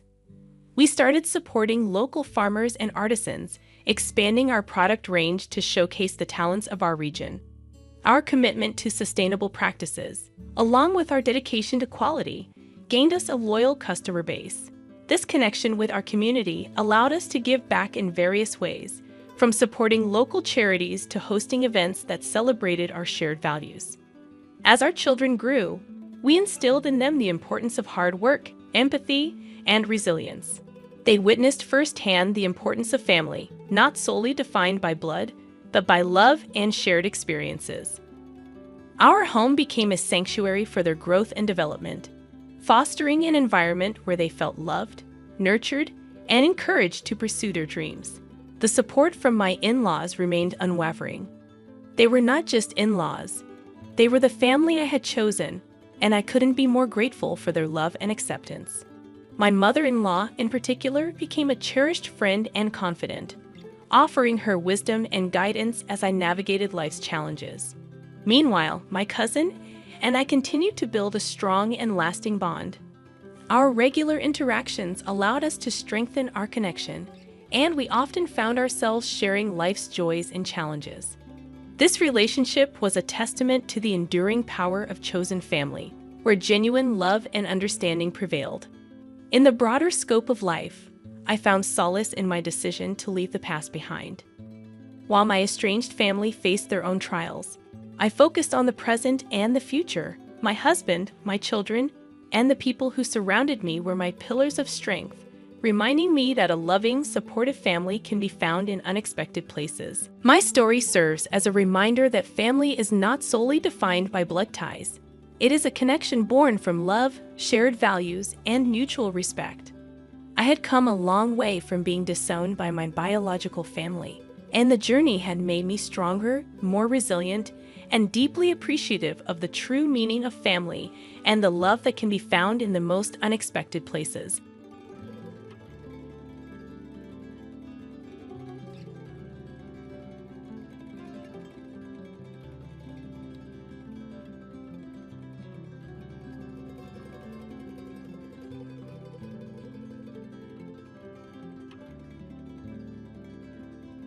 Hello, I am a single woman in my 60s. Since childhood, I held on to the belief in a reciprocal philosophy, thinking that my hard work and dedication would be met with equal effort in return. This mindset extended to my relationships, where I believed treating others kindly would result in receiving kindness in return. Even after marriage, I continued to hold this belief, assuming that by being considerate to my husband, he would reciprocate. In today's world, women aren't expected to sacrifice as much. But during my era, societal expectations were different. I willingly made sacrifices for my husband and children, confident that my efforts would contribute to future happiness. However, my marriage and family life didn't unfold as expected. Despite my early mornings and diligent work for the family, complaints and mistakes overshadowed appreciation. At that time, no one mandated that I live this way. I was an ordinary person who married a coworker 4 years my senior due to societal expectations. Despite the societal norms for married women to quit their jobs, I became a full-time housewife after giving birth to my daughter. I had no regrets. I believed it was a natural course of action for family life. Though my life wasn't glamorous like TV dramas, it felt easy and stable. Around my daughter's 9th grade, tragedy struck when my mother passed away suddenly from a heart attack. While mourning her loss, I discovered my husband's affair. In the midst of my grief, he found joy elsewhere, becoming uncaring and eventually demanding a divorce. Despite my determination to avoid divorce, my husband's behavior became unbearable. Divorce wasn't as socially acceptable back then, and despite an irresponsible and unkind husband, I resisted the idea. Looking back, I realized my naivety, but more was at stake. My daughter, witnessing the turmoil, felt the impact. Despite my refusal to divorce, I found myself in a deeply miserable situation. During a heated argument about our impending divorce, my father unexpectedly visited. Witnessing the distress in our relationship, he offered me a place to live and encouraged me to leave my husband, taking my daughter with me. Having recently lost his wife and observed his daughter in an unhappy marriage, my father convinced me that persisting in such a difficult situation was futile. Feeling the weight of his concern, I yielded to my husband's request for a divorce. In return, my husband provided me with $3,000 in cash. With my father's support, I secured a 2-bedroom townhouse to live in with my daughter, starting anew.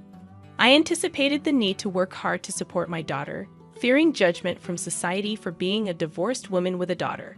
This concern was particularly heightened as my daughter entered adolescence. During this challenging period, my daughter expressed typical desires of her age, lamenting the perceived consequences of her parents' divorce. Despite the emotional hurt, I knew I couldn't dwell on them forever, determined to provide for my daughter. I embarked on the journey of seeking stable employment. However, being an older divorced woman with a child made securing a job challenging. Undeterred, I took on multiple part-time and nighttime jobs, even engaging in freelance work at home whenever possible. As time passed, my daughter advanced to her senior year of high school.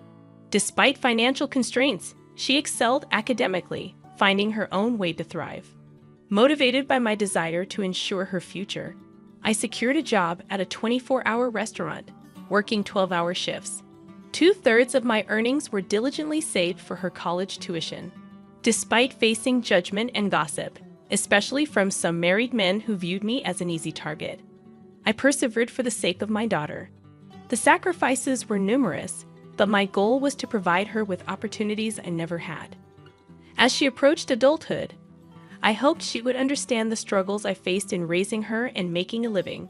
Reflecting on these challenges, I realized that having a daughter made my situation both more arduous and meaningful. She became my anchor, giving me the strength to endure and persevere through life's challenges. I held on to the belief that, in the future, my grown daughter and I would share stories about the hardships we faced and take pride in our resilience. A year later, my daughter's outstanding performance in the SAT exams earned her admission to Harvard University, a moment of immense joy that made all the previous struggles worthwhile. As she embarked on her college journey, I felt a mix of pride and emptiness. Though I had managed to provide for her education and housing, The absence of her daily presence at home left a void. We maintained close contact through phone calls, and during the initial months of her independence, our bond deepened. Her newfound affection and connection were a source of comfort, and I cherished our evolving relationship. Despite the challenges, my daughter graduated from college without financial setbacks, fulfilling a dream we had worked hard to achieve. Anticipating that we could live together again, I was surprised when she secured a job at a defense corporation and chose to live independently. To support her, I took a bank loan and contributed to the down payment for a condo near her workplace. While I aged and embraced a more unassuming appearance, my daughter thrived as a fashionable career woman. Witnessing her success brought immense happiness, reinforcing the idea that my sacrifices had borne fruit. I found contentment in her achievements, understanding the sentiment of people who say they forget hunger in moments of joy. Despite the financial support throughout her college years, the prospect of her wedding became a new financial responsibility. People questioned why I continued to struggle when my daughter was capable of self-sufficiency. However, I was determined to contribute to her wedding expenses to prevent any condescension from her future in-laws. The belief that sacrificing for her happiness would bring joy to both of us fueled my resilience. On the other hand, as my daughter dated, I noticed a growing distance between us. Initially hurt, I recognized that her adult life and relationships rightfully took precedence. I patiently waited for her to mature and open up to me, understanding that priorities shift during this phase of life. However, on her 27th birthday, I looked forward to celebrating with her. Yet she made it clear that she had plans with someone named Michael and dismissed any preparations. While she may have intended to convey that I needn't go to any trouble, I couldn't help but feel hurt. It was her birthday, a day that held immense significance for me as the day she was born, and her apparent indifference stung deeply. It was challenging to comprehend why my daughter considered spending money on her birthday a waste, given the tight budget. Despite her intelligence, her understanding of her own mother seemed distant. Despite my hurt feelings, I understood she was my only daughter, and I wanted to see her briefly on her birthday, even if it meant taking a day off work. On that day, I meticulously paid attention to my appearance before going to her workplace. However, what awaited me was an unexpected and emotionally charged encounter in the company lobby. I saw my ex-husband with his mistress, individuals I never wished to see again. Doubting how he found out and came there, I frantically called my daughter, only to be abruptly hung up on as she claimed to be busy with a meeting. Feeling dumbfounded, I turned around, only to hear my daughter happily calling her dad and embracing him with a bright smile. Her boyfriend seemed familiar with my ex-husband and his wife, adding to my fury. In that moment, I felt betrayed, as if the whole world conspired against me. Drained of meaning, I hastily left the scene. Reflecting on that day, I felt the desire to confront my daughter and ex-husband, but an overwhelming urge to escape prevailed. Despite my inner turmoil, I couldn't muster the courage to call my daughter. Unexpectedly, my daughter showed up at home one day, announcing her decision to get married and handing me an invitation card. The surprise turned into shock when I saw the names on the card. Although she was my daughter, I felt an intense urge to throw her out of the house. I questioned how she, my own daughter, could present such an invitation. I confronted her, expressing my hurt at being treated like a guest at her wedding, emphasizing my role as her mother. In response, my daughter apologized, stating she felt she had no choice. Despite her desire to marry Michael, she faced scrutiny from his parents over every detail about her. The situation left me grappling with complex emotions, torn between hurt and the desire to understand my daughter's perspective on her life-changing decision. The revelation from my daughter about her concerns regarding my divorced past and the challenges of being a single mother struck me deeply. She explained that revealing this truth could jeopardize her chances of marrying her boyfriend, as her potential in-laws might disapprove. In the face of this revelation, I couldn't help but express my frustration, reminding her of the sacrifices and struggles I endured to raise her, work at a restaurant, and fund her education. My daughter's response, however, Her response stunned me. She dismissed the past, stating that her father and his new partner, the woman who played a role in breaking our family, had already met with her future in-laws. In her perspective, the present was what mattered most, and she prioritized her desire for a comfortable life over the difficulties we faced before. Feeling hurt and regretful, I spoke harshly to her for the first time in my life, expressing my disappointment in her attitude. In turn, she suggested that if I wanted to drop her from my life, I should repay her for the money I spent raising her. This exchange led to a heated argument, and she left my house in anger, proclaiming that we were now strangers. Devastated by the turn of events, I questioned the purpose of saving money for her wedding and felt a deep sadness when I looked at the wedding invitation she had left behind, with a different name printed where mine should have been. 3 years later, I received news that my father, who had been living independently to avoid burdening me, had fallen ill. Sadly, I learned about his condition only after his passing. The realization of being a poor daughter to him hit me hard. A few months later, I inherited a small condo where he had lived, a bittersweet reminder of the family ties and struggles that shaped my life. Upon realizing that I had money saved from my daughter's wedding in the savings account, I decided it was time to live for myself, even if it seemed somewhat late in life. I pondered the idea that in today's world, trusting only one child and sacrificing for them might not be the most fulfilling path.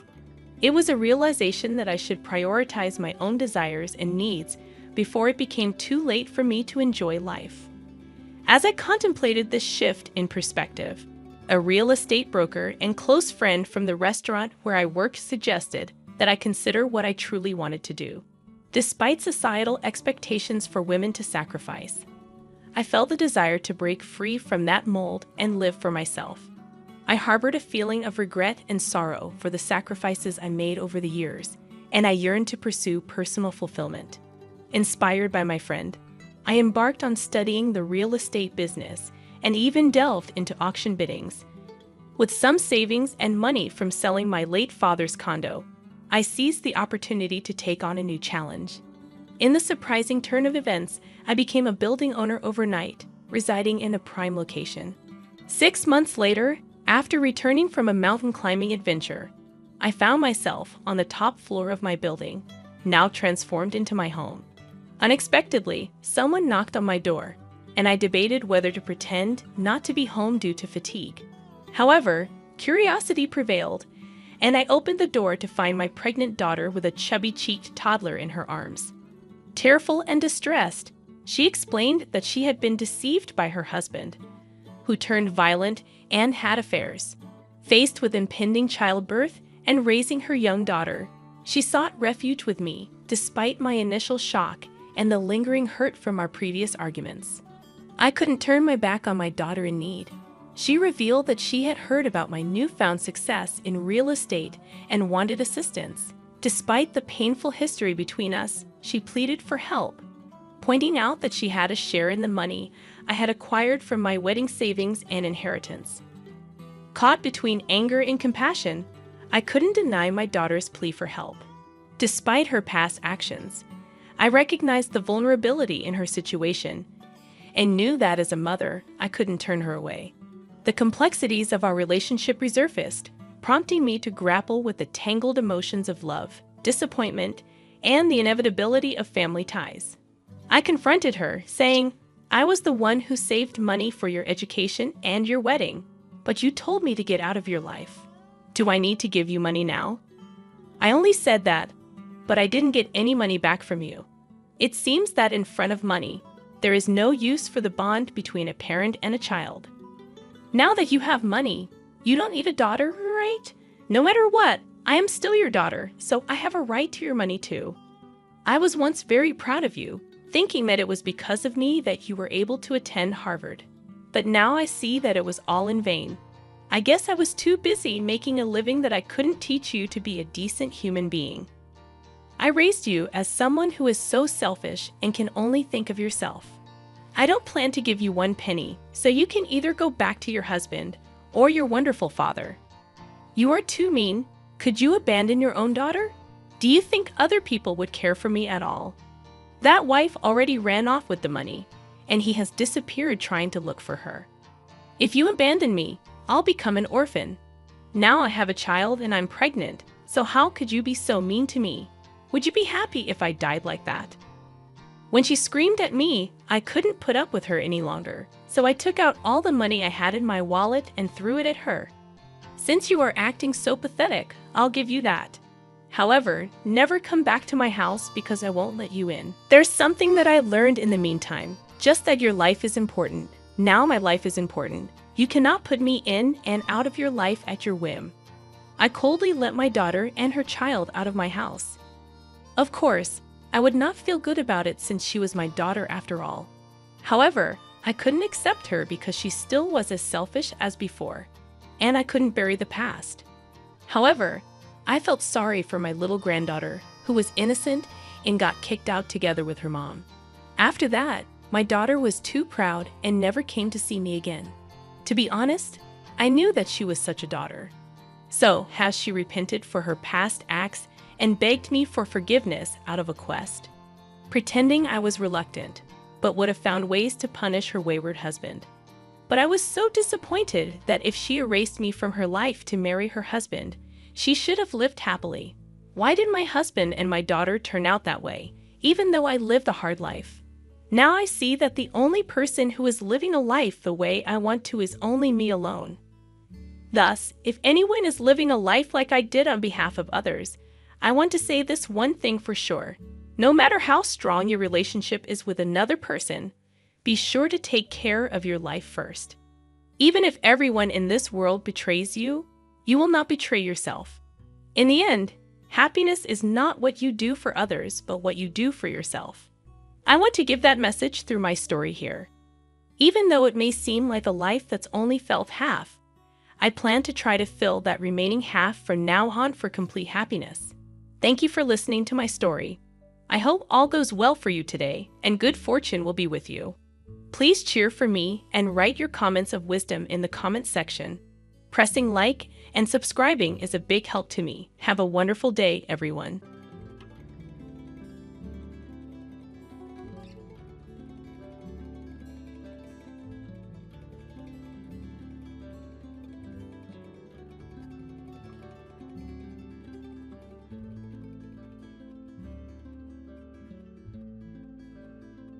Hello, I am a single woman in my 60s. Since childhood, I held on to the belief in a reciprocal philosophy, thinking that my hard work and dedication would be met with equal effort in return.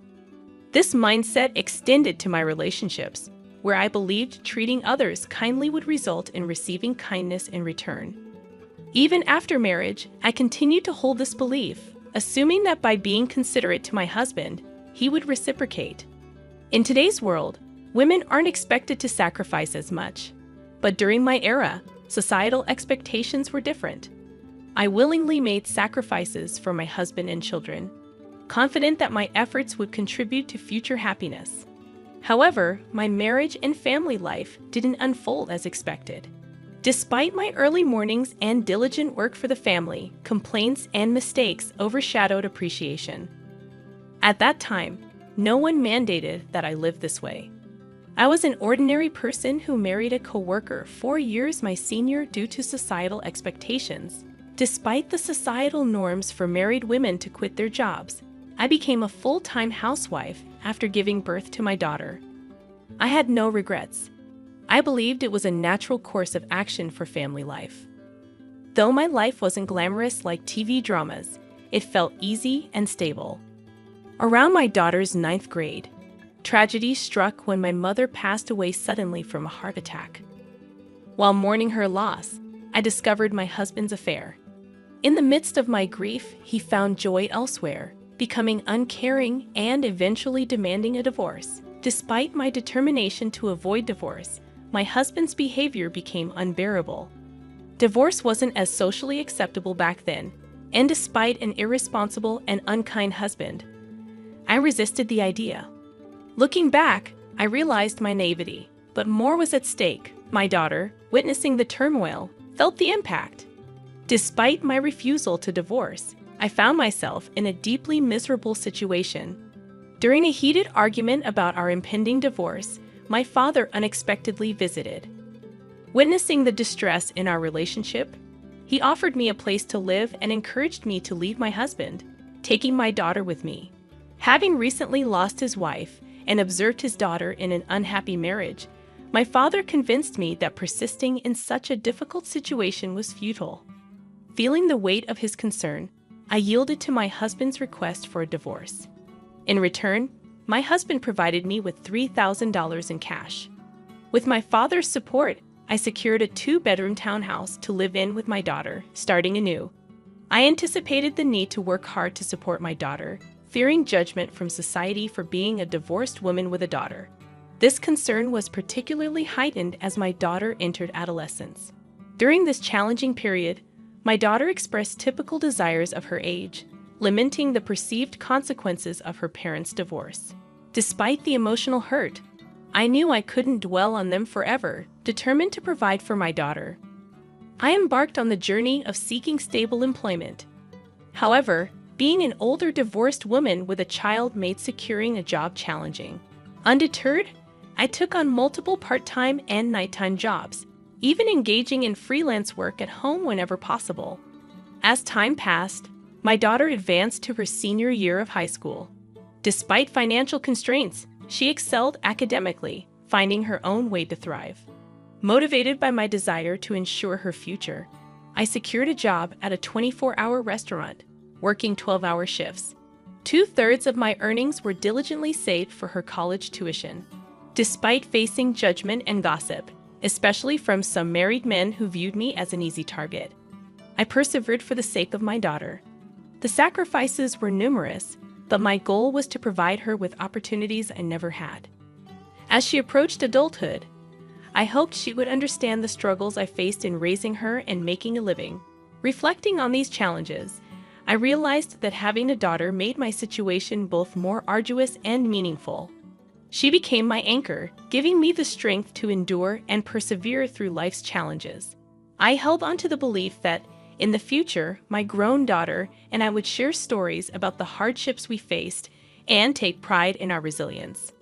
A year later, my daughter's outstanding performance in the SAT exams earned her admission to Harvard University, a moment of immense joy that made all the previous struggles worthwhile. As she embarked on her college journey, I felt a mix of pride and emptiness. Though I had managed to provide for her education and housing, the absence of her daily presence at home left a void. We maintained close contact through phone calls, and during the initial months of her independence, our bond deepened. Her newfound affection and connection were a source of comfort, and I cherished our evolving relationship. Despite the challenges, my daughter graduated from college without financial setbacks, fulfilling a dream we had worked hard to achieve. Anticipating that we could live together again, I was surprised when she secured a job at a defense corporation and chose to live independently. To support her, I took a bank loan and contributed to the down payment for a condo near her workplace. While I aged and embraced a more unassuming appearance, my daughter thrived as a fashionable career woman. Witnessing her success brought immense happiness, reinforcing the idea that my sacrifices had borne fruit. I found contentment in her achievements, understanding the sentiment of people who say they forget hunger in moments of joy. Despite the financial support throughout her college years, the prospect of her wedding became a new financial responsibility. People questioned why I continued to struggle when my daughter was capable of self-sufficiency. However, I was determined to contribute to her wedding expenses to prevent any condescension from her future in-laws. The belief that sacrificing for her happiness would bring joy to both of us fueled my resilience. On the other hand, as my daughter dated, I noticed a growing distance between us. Initially hurt, I recognized that her adult life and relationships rightfully took precedence. I patiently waited for her to mature and open up to me, understanding that priorities shift during this phase of life. However, on her 27th birthday, I looked forward to celebrating with her. Yet she made it clear that she had plans with someone named Michael and dismissed any preparations. While she may have intended to convey that I needn't go to any trouble, I couldn't help but feel hurt. It was her birthday, a day that held immense significance for me as the day she was born, and her apparent indifference stung deeply. It was challenging to comprehend why my daughter considered spending money on her birthday a waste, given the tight budget. Despite her intelligence, her understanding of her own mother seemed distant. Despite my hurt feelings, I understood she was my only daughter, and I wanted to see her briefly on her birthday, even if it meant taking a day off work. On that day, I meticulously paid attention to my appearance before going to her workplace. However, what awaited me was an unexpected and emotionally charged encounter in the company lobby. I saw my ex-husband with his mistress, individuals I never wished to see again. Doubting how he found out and came there, I frantically called my daughter, only to be abruptly hung up on as she claimed to be busy with a meeting. Feeling dumbfounded, I turned around, only to hear my daughter happily calling her dad and embracing him with a bright smile. Her boyfriend seemed familiar with my ex-husband and his wife, adding to my fury. In that moment, I felt betrayed, as if the whole world conspired against me. Drained of meaning, I hastily left the scene. Reflecting on that day, I felt the desire to confront my daughter and ex-husband, but an overwhelming urge to escape prevailed. Despite my inner turmoil, I couldn't muster the courage to call my daughter. Unexpectedly, my daughter showed up at home one day, announcing her decision to get married and handing me an invitation card. The surprise turned into shock when I saw the names on the card. Although she was my daughter, I felt an intense urge to throw her out of the house. I questioned how she, my own daughter, could present such an invitation. I confronted her, expressing my hurt at being treated like a guest at her wedding, emphasizing my role as her mother. In response, my daughter apologized, stating she felt she had no choice. Despite her desire to marry Michael, she faced scrutiny from his parents over every detail about her. The situation left me grappling with complex emotions, torn between hurt and the desire to understand my daughter's perspective on her life-changing decision. The revelation from my daughter about her concerns regarding my divorced past and the challenges of being a single mother struck me deeply. She explained that revealing this truth could jeopardize her chances of marrying her boyfriend, as her potential in-laws might disapprove. In the face of this revelation, I couldn't help but express my frustration, reminding her of the sacrifices and struggles I endured to raise her, work at a restaurant, and fund her education. My daughter's response. However, her response stunned me. She dismissed the past, stating that her father and his new partner, the woman who played a role in breaking our family, had already met with her future in-laws. In her perspective, the present was what mattered most, and she prioritized her desire for a comfortable life over the difficulties we faced before. Feeling hurt and regretful, I spoke harshly to her for the first time in my life, expressing my disappointment in her attitude. In turn, she suggested that if I wanted to drop her from my life, I should repay her for the money I spent raising her. This exchange led to a heated argument, and she left my house in anger, proclaiming that we were now strangers. Devastated by the turn of events, I questioned the purpose of saving money for her wedding and felt a deep sadness when I looked at the wedding invitation she had left behind, with a different name printed where mine should have been. 3 years later, I received news that my father, who had been living independently to avoid burdening me, had fallen ill. Sadly, I learned about his condition only after his passing. The realization of being a poor daughter to him hit me hard. A few months later, I inherited a small condo where he had lived, a bittersweet reminder of the family ties and struggles that shaped my life. Upon realizing that I had money saved from my daughter's wedding in the savings account, I decided it was time to live for myself, even if it seemed somewhat late in life. I pondered the idea that in today's world, trusting only one child and sacrificing for them might not be the most fulfilling path. It was a realization that I should prioritize my own desires and needs before it became too late for me to enjoy life.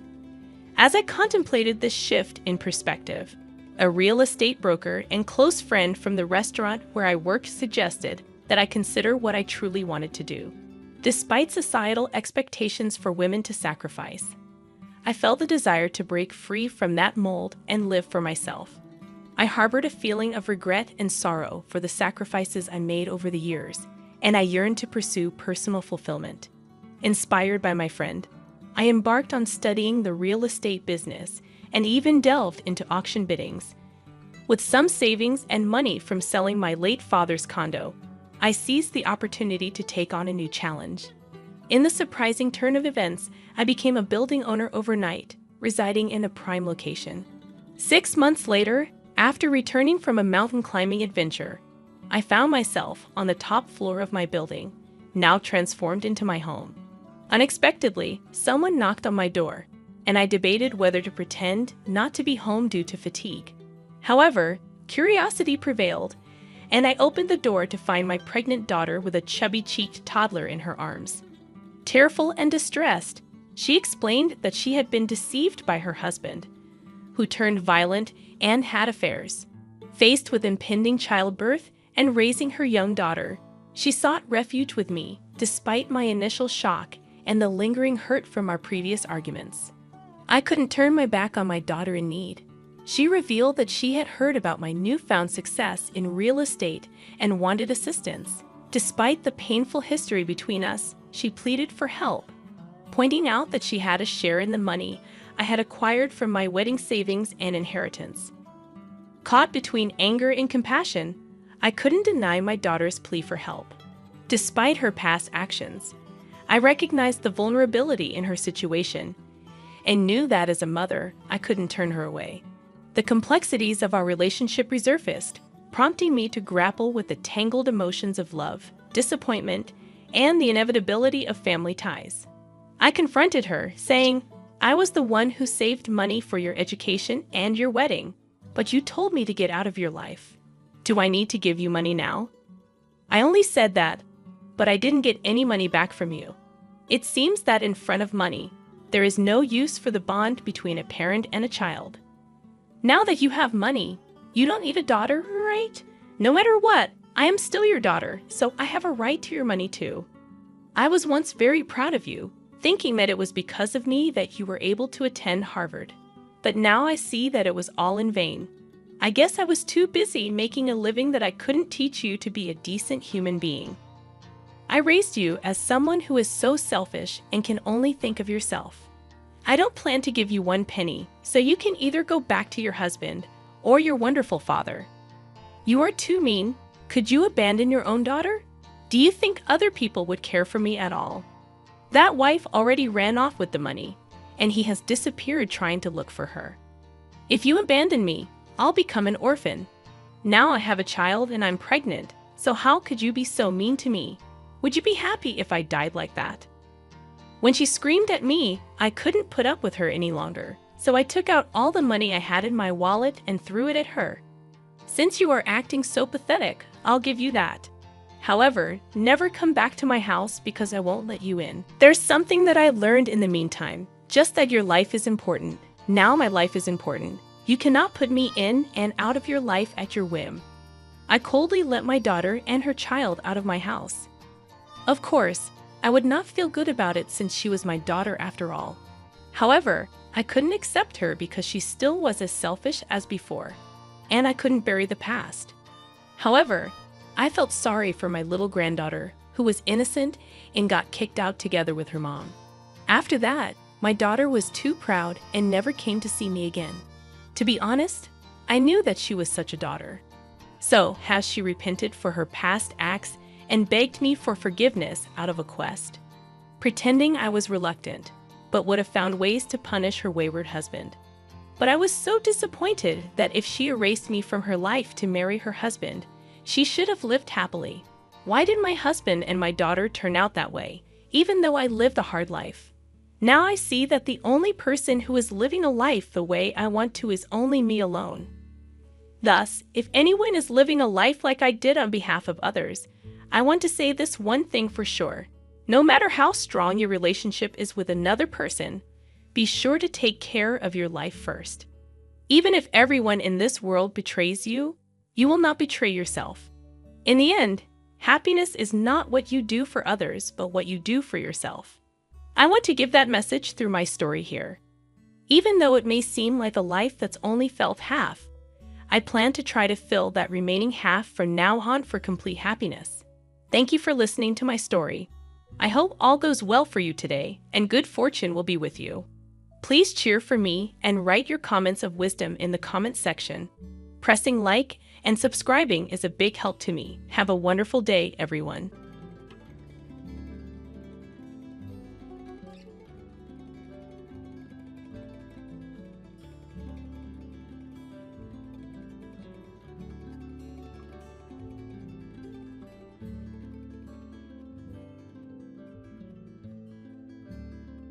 "I've been demoted at work," he announced somberly upon arriving home. "What?" I nearly spilled my tea in shock. His company's recent poor performance and impending restructuring had hinted at potential personnel changes, but I never anticipated it hitting Scott directly. Nevertheless, I felt it was crucial to stand by him during such trying times as his wife. "Well, perhaps it's just a stroke of bad luck. Times are tough, and I'm also working, so let's not fret," I replied, trying to maintain a cheerful demeanor. "I'm Catherine, 50 years old, currently employed full-time in the back office. I reside with my husband Scott, who is 2 years my senior, our high school sophomore daughter Julia, and my 72-year-old mother-in-law Ethel. While Ethel and I may not always see eye to eye, our interactions are limited to when I'm home since I work outside, so I've chosen not to dwell on it. To my daughter, I advise, your dad is feeling a bit down because of the demotion, but let's try to carry on as usual around him." However, Scott began to unload his frustrations, and as the saying goes, people often vent their frustrations on those closest to them, those they trust the most. And unfortunately, I became the recipient of it all. The following day, while cleaning the hallway on my day off, he passed by and suddenly remarked, "You've put on weight since we got married, haven't you?" "Huh? Well, I am 50 after all. Even the gynecology pamphlets mention that women tend to gain weight around menopause.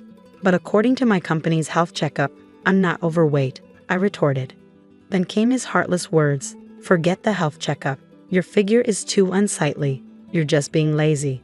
If you're overweight, I'm embarrassed to be seen with you and your barrel-like figure." His sudden cruelty left me speechless, and as he added, "ugly," before retreating to his room and locking the door, I was left bewildered.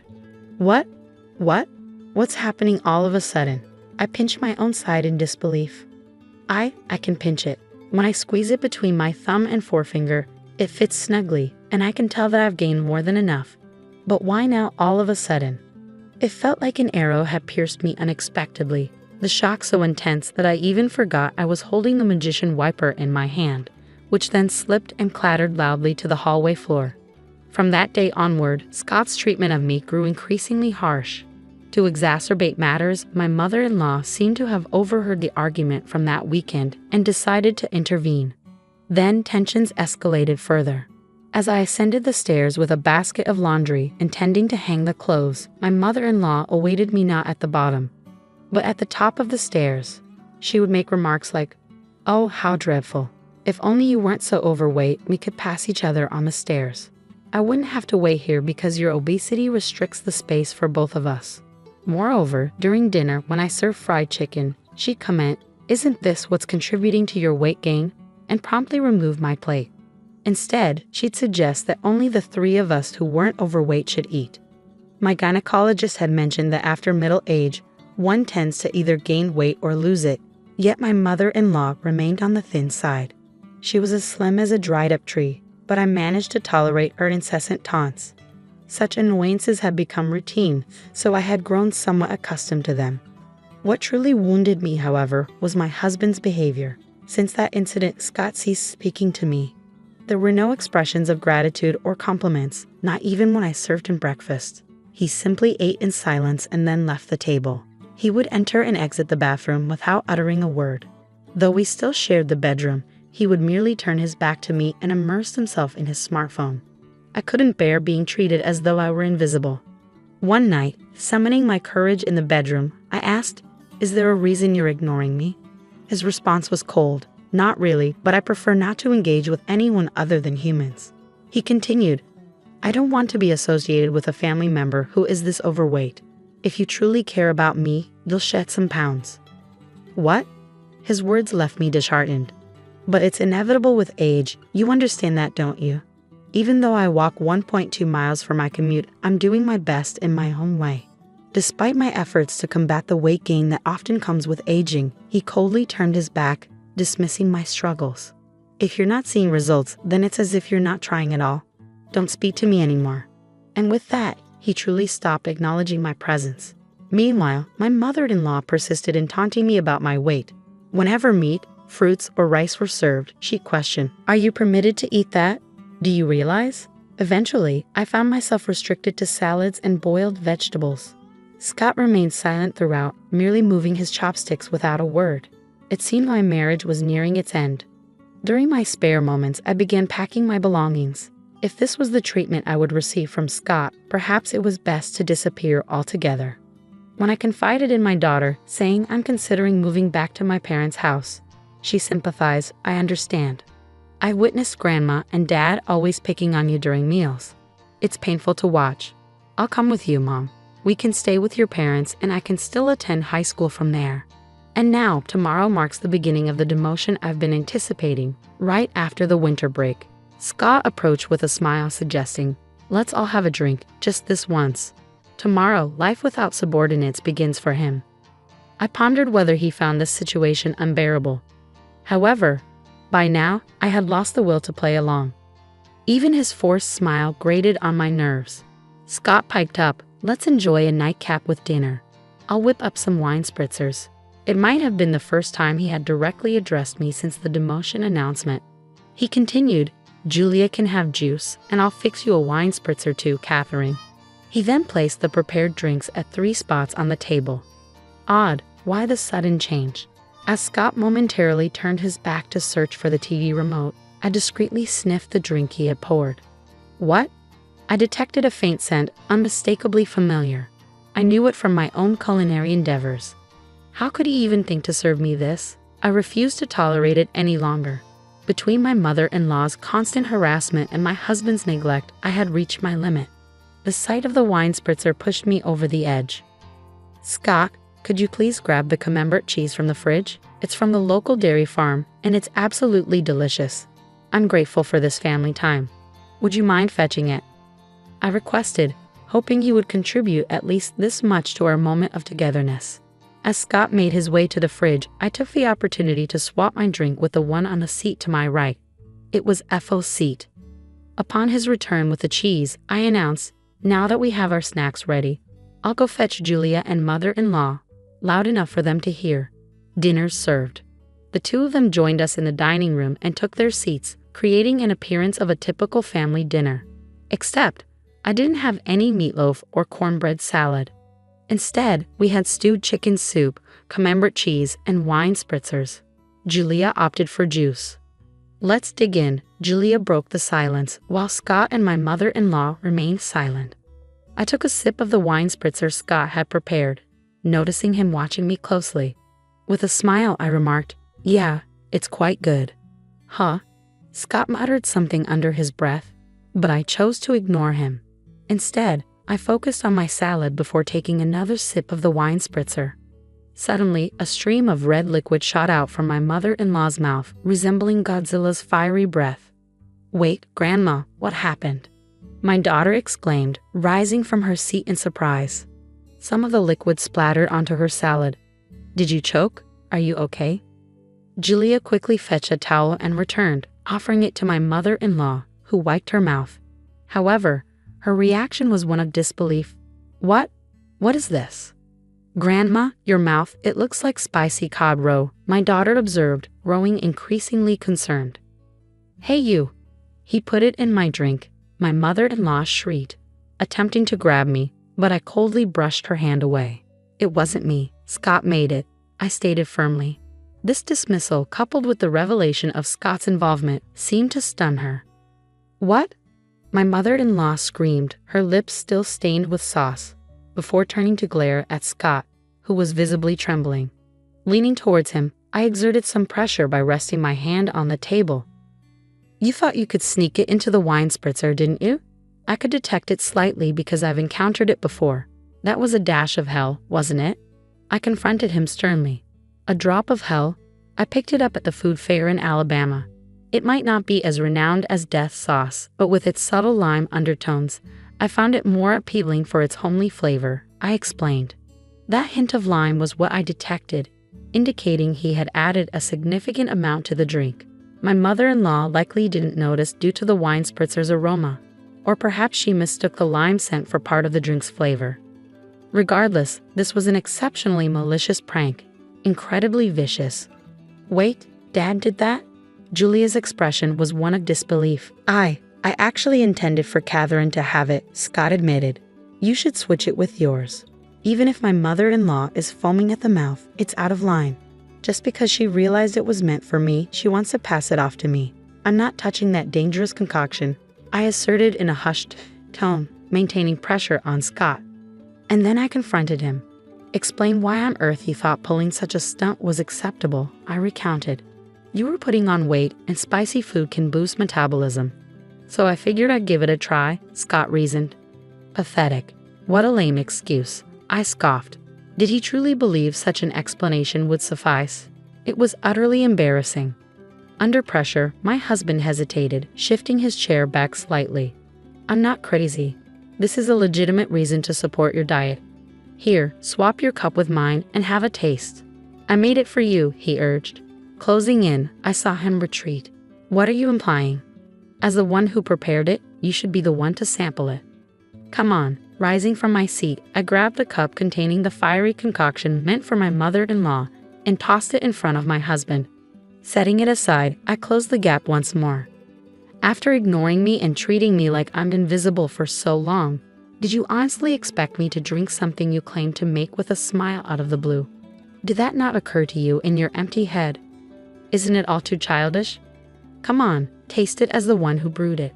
Take some responsibility, I asserted, slamming the table. At the sound, my husband, perhaps hoping to evade further confrontation, rose from his chair and stepped back. Amidst the tense silence, a soft voice broke through. Both my husband and I turned to the source. It was our daughter, Julia. She began to speak, her words sounding strained as if she were forcing them out. Taking out your frustration on Mom, who supports you the most when work gets tough, and subjecting her to repeated cruel treatment. It's like a childish prank. I might not be supposed to say this to my parents, but it's too immature and unbearable to witness. Our daughter stood up, addressing her father directly. Is it wrong to struggle with weight? Mom wakes up early, walks to work, and even packs her own lunch. So it's not fair to say she's not making an effort, she continued, turning to face her grandmother. And you going along with it, taking away Mom's dinner like the fried chicken incident. What Grandma is doing is reminiscent of high school drama. It's embarrassing, she remarked firmly. At these words, a flustered Ethel began to offer a confused excuse. That's not it. I'm just concerned about Julia's mom not gaining any more weight. I want her to feel positively about herself in front of her granddaughter. Besides, Ethel, like Julia, is also struggling with weight. But Julia remained resolute. Compassion is about understanding and supporting the other person. It pained me to see Mom's dinner taken away, especially when she looked so upset. That's not compassion. Mom hasn't had any health issues in her checkups, yet taking away her food is just plain mean. Ethel fell silent, and it appeared Julia was finished addressing her for the time being. She turned her attention back to her father. Mom goes to the gynecologist regularly and stays active, yet Dad just brushes her aside because she's gained a bit of weight. What's up with that? His indifference creates such tension in the house. Can't you see it? Even Colonel Sanders and Aunt Stella from the cookie ads are on the plump side. Ever heard of happy weight? If Mom becomes a lovely grandmother like Aunt Stella as she gets older, I'd be overjoyed. When I have kids and she's a grandma, wouldn't it be wonderful to say, Mom, you've reached some happy weight, and share a laugh? That's my dream. Please don't ruin it for me, she stated matter-of-factly, her gaze icy.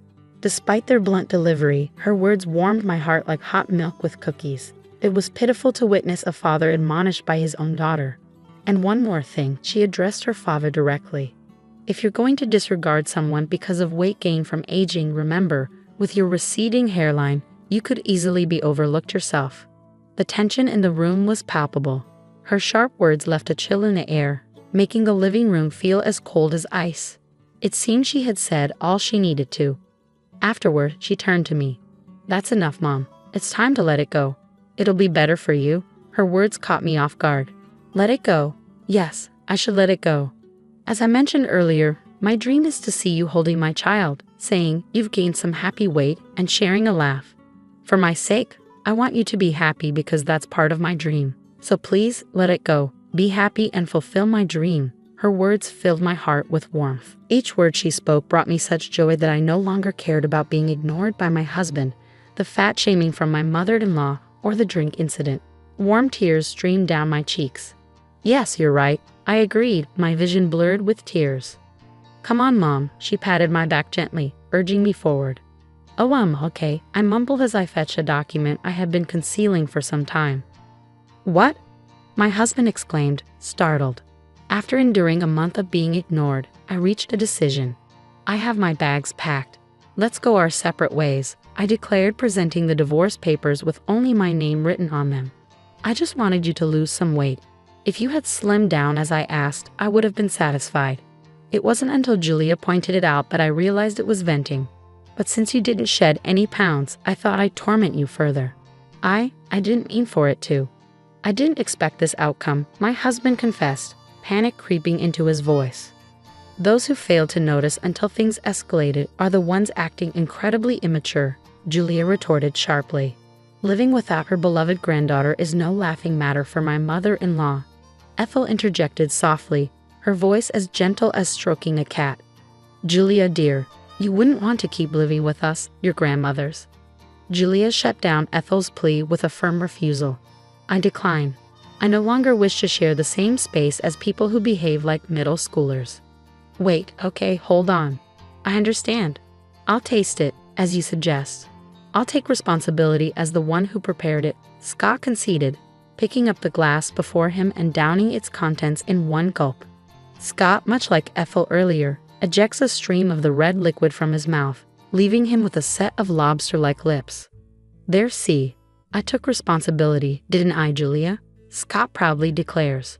Julia captures a picture of them both with their lobster lips on her phone and remarks, "You both are so ridiculous.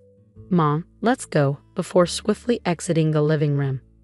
Yeah, I'll follow her lead, I agree. Left behind is a dinner table splattered here and there with the wine cocktail mixed with a drop of hell, along with a husband and mother-in-law sporting red lobster lips. I returned to my parents' house with Julia. Upon explaining the situation at home, both my mother and father are enraged and decide to confront Scott and Ethel. They return with the divorce papers, and I ultimately end up getting divorced. My ex-husband Scott's career hits rock bottom, with no notable achievements in his remaining years. It turns out he had a habit of ignoring issues he disliked, even with his subordinates, which ultimately led to his demotion, a revelation I only recently discovered. Meanwhile, my ex-mother-in-law Ethel, who had been difficult and seldom ventured outside, finds herself in a stalemate within their two-person household. Eventually, I received a call saying, "Things wouldn't be so dull if you and Julia were here." This sentiment is underscored by the 17 years that passed since Julia was born and we lived together. Please come back, I'll stop ignoring you. But I won't be returning. Enjoy indulging while you can. Once you have grandchildren, you'll have more physical work to do, my mother jokes with a smile. That's a good point. Today, like every day, I'm walking to work. Along the way, my boss drives by and stops the car, offering, "Need a ride?" "No, thank you, I'm sticking to my diet." "Just get in, Catherine," he insists. "I found a new boyfriend," I announce proudly. Both of us have experienced divorce, which has strengthened our bond and mutual understanding. Dieting is great and all, but being late would pose a problem, he mentions as he drives. "I've never been late before," I retort, puffing up my cheeks defensively. He glances at me and gently pokes my puffed-up cheek with his finger. "Give me the time you saved by riding in the car today for our conversation," he says with a playful smile, ever the chatty boyfriend.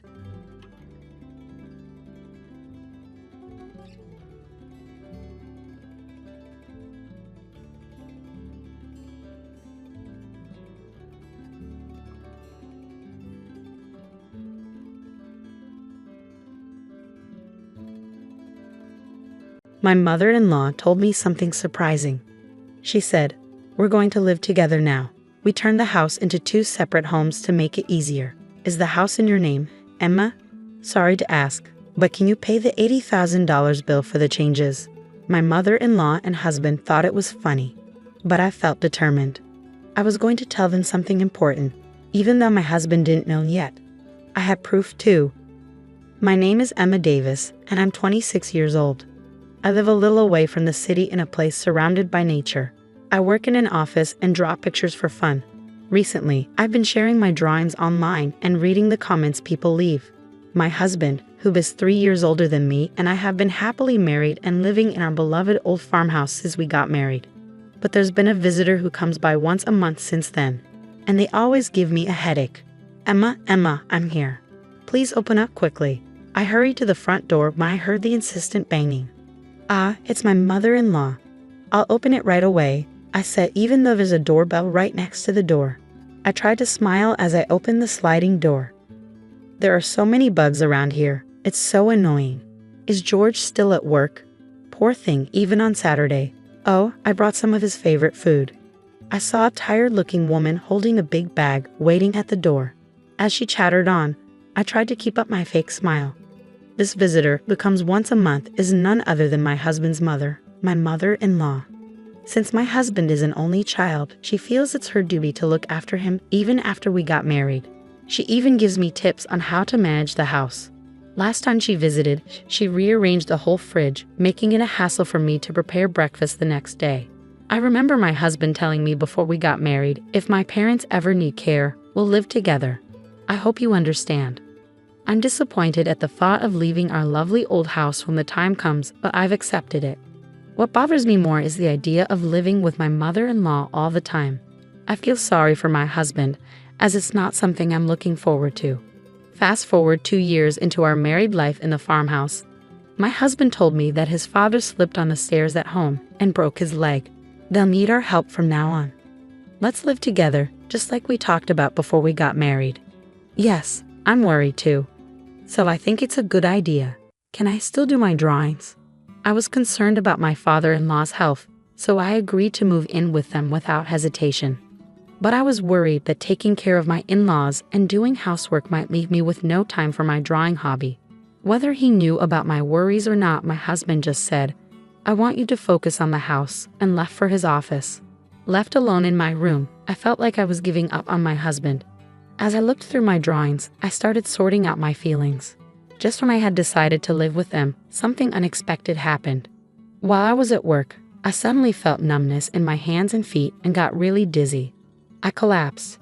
Thankfully, a colleague called an ambulance, and although I wasn't in danger, it turned out I had had a stroke at a young age after a medical checkup.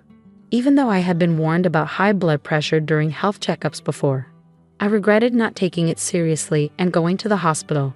From the time I found out about the illness to being hospitalized, including tests, surgery, and recovery, it took about 2 months. It all happened so quickly, and I realized my husband showed very little concern for me. After being diagnosed with a stroke at a young age, I called my husband with trembling hands.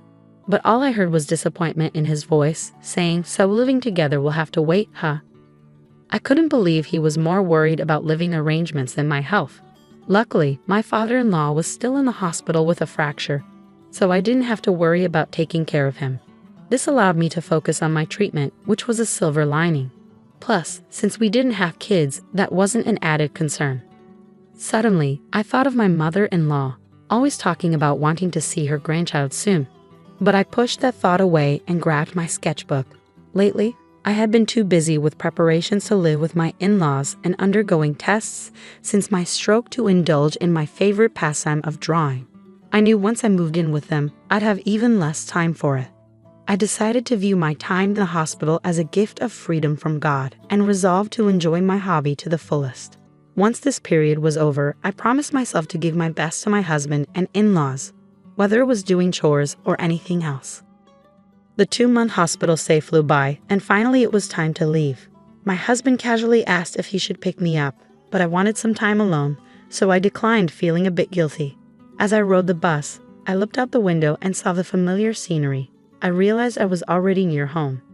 The sunlight shining on the lush green leaves was breathtaking, and I felt a mix of emotions, thinking goodbye to this beautiful natural setting.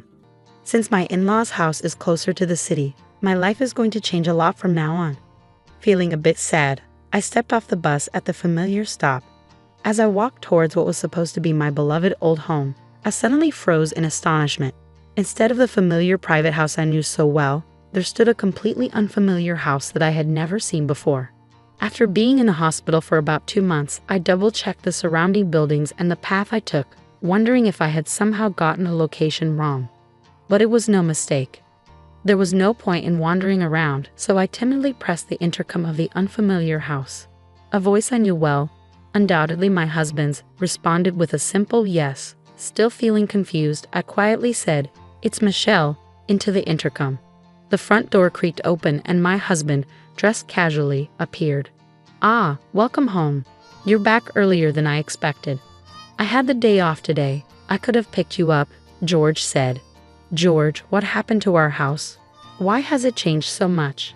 I interrupted him, feeling disbelief, noticing his relaxed demeanor, perhaps indicating he had just woken up with his messy hair. Ignoring my anxiousness, George only responded vaguely, "Huh. What's going on? What happened?" without addressing my question. Just then, laughter echoed from inside the house. Unable to believe it, I pushed past my husband and made my way to the living room. Opening the unfamiliar door leading to the living room, I saw my mother-in-law lying on a couch, watching TV. She was laughing heartily, holding her stomach. "Why is my mother-in-law in this house?" I asked, bewildered. "Michelle, welcome back. Hospital stays can be long, but don't worry. I took care of the house while you were gone," my mother-in-law said casually. I was puzzled by what my mother-in-law meant by taking care of the house. Did she mean chores? With a sinking feeling, I pressed her on why our old house had changed so much. Without any hint of remorse, she replied, "Well, since we're all going to live together, I thought it would be more comfortable to remodel it into a duplex." The words "remodeled it into a duplex" kept echoing in my head. My mother-in-law had always been one to meddle in our lives, but I never imagined she would renovate our house without asking. And weren't we supposed to move into my in-laws' house, closer to the city center? Every time she visited our old house, she complained about the bugs and the walk from the station. So why all the changes now? "Oh, and if something else important I have to tell you," my mother-in-law said, switching off the TV with a grin. "The remodeling cost a bit. I believe the title to this house is under your name, Michelle. I'm sorry, but could you handle the payment?" My mother-in-law chuckled, devoid of any hint of apology. "Ah, it's $80,000, she said, her smile growing wider. "That's the cost of remodeling, and the title to this house comes with it, Michelle. $80,000. Her unexpected words hit me like a punch to the head, and my legs started shaking. I couldn't even find the words to respond. As I stared at my mother-in-law, stunned and laughing without a care, my husband appeared at the entrance and slipped into the living room. Seeing him, I instinctively moved towards him, holding on to a faint hope that he would support me. I repeated to my husband exactly what my mother-in-law had said, desperately awaiting his reaction, but all I got from him was a cold reply. "Well, that sounds about right. You'll handle it, won't you?" That's just who he is. When I had a stroke, he cared more about our living arrangements than my health. He's the kind of man who listens to his mother's every word, no matter how absurd. A man who always believes his mother is right. My discomfort and dissatisfaction towards my husband reached a boiling point. Once it overflowed, I was done. With all my heart, I decided I would leave this family behind. "I understand now, George. I'm going to divorce you and your mother, Cecilia. And no, Cecilia, you can handle the renovation costs on your own." I declared this all at once and turned my back on them, intending to leave the room quickly, but they weren't going to let me go so easily. "I've been losing interest in you anyway, so it's no big deal. But remember, this house is in your name, Emma, so you have a responsibility to pay," George remarked. "That's right, feel free to leave, but please settle your dues first," added Cecilia. I was astonished by their selfishness. I couldn't help but sigh. I was sure if I turned around, I'd see their smug faces grinning in victory, but I refused to look back. I stood tall and replied, "You keep saying the house is in my name, George, but did you forget that ownership has been transferred to you?" I revealed the truth, but they only laughed, thinking I was lying to avoid paying. That's when I brought up how George had asked me to change the property's ownership when we got married, as he didn't want the house to be in his wife's name for appearance's sake. Since I didn't particularly care about the property title, I had immediately transferred it to his name. Upon hearing this, their laughter abruptly stopped, and I could feel their panic gradually setting in. I don't recall saying such a thing. There's no proof anyway, George retorted. Anticipating this response, I turned back to face them, walked past them, and opened a drawer in a shelf from our old house. Let's see, it should be somewhere around. Ah, here it is. This is the proof, I said, taking out a document that listed the property and house ownership and showed it to them. When I pointed to the part that showed the ownership was in George's name, his face went pale. That's fraud. I never thought you'd actually do it, and I definitely can't pay such a huge sum of $80,000. George exclaimed. I was disgusted by my husband's reaction. He started yelling as soon as he realized the payment obligation was on him. Since a decent conversation seems impossible, let's communicate through lawyers from now on. Cecilia, your son seems to be in quite a pickle, so please take good care of him from now on, I stated calmly beside my loud husband. I smiled at my mother-in-law, who stood dazed, and finally turned my back on them, leaving their home for good. After that, my husband called several times, but I chose to ignore him entirely, opting instead to communicate formally through a lawyer, given our strained relationship and the issues with my mother-in-law. The divorce was settled without any problems. Regarding my husband's accusation that changing the property's ownership was fraud, it was determined that it was a mutual decision made when we got married 2 years ago. My lawyer reassured me with a smile that this was neither fraud nor anything illegal. With that, all the uncertainty inside me disappeared completely. It turned out that I was supposed to foot the bill for renovating the house as soon as I got discharged from a hospital. I couldn't help but appreciate the well-executed, spiteful move of pushing me into a difficult situation just after I had undergone surgery and rehabilitation and finally got discharged due to illness. In the end, since the house was in my husband's name, it was his responsibility to pay the hefty renovation costs, and he ended up cornering himself. Moreover, I was able to secure alimony after the divorce was finalized. My husband, faced with a claim for an amount he couldn't possibly pay off, either borrowed money from risky sources or didn't pay at all. While I was in the midst of the legal battle with my husband and mother-in-law, I received an apology from my father-in-law, Bob, who had been hospitalized with a broken leg, saying, "I'm sorry for my wife and son's behavior." Of course, it didn't seem that Bob was directly involved in this matter, but it couldn't be denied that for 2 years after our marriage, he had turned a blind eye to his wife and my indifferent husband. After briefly replying to Bob's message, I made the decision to cut all ties with my old family and start afresh. Since then, my health has been gradually improving and I was able to return to work.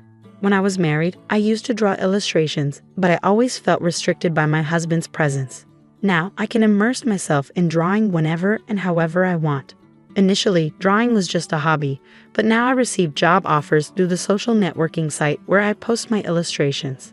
I spend more time drawing for work than for pleasure these days. My current dream is to buy an old farmhouse in a somewhat rural town using the alimony from my husband and my savings, and to open an art studio there. Today, I'm taking the first step towards realizing that dream by heading to see an old farmhouse. As I gaze out at the scenery from the bus, I can't help but think back to the day I left the hospital, the day that changed my life forever. The natural scenery outside remains the same as it was that day, but my feelings are clearer now, and I'm filled with excitement for the new life that awaits me. The leaves on the trees, illuminated by the sunlight, look so bright and dazzling.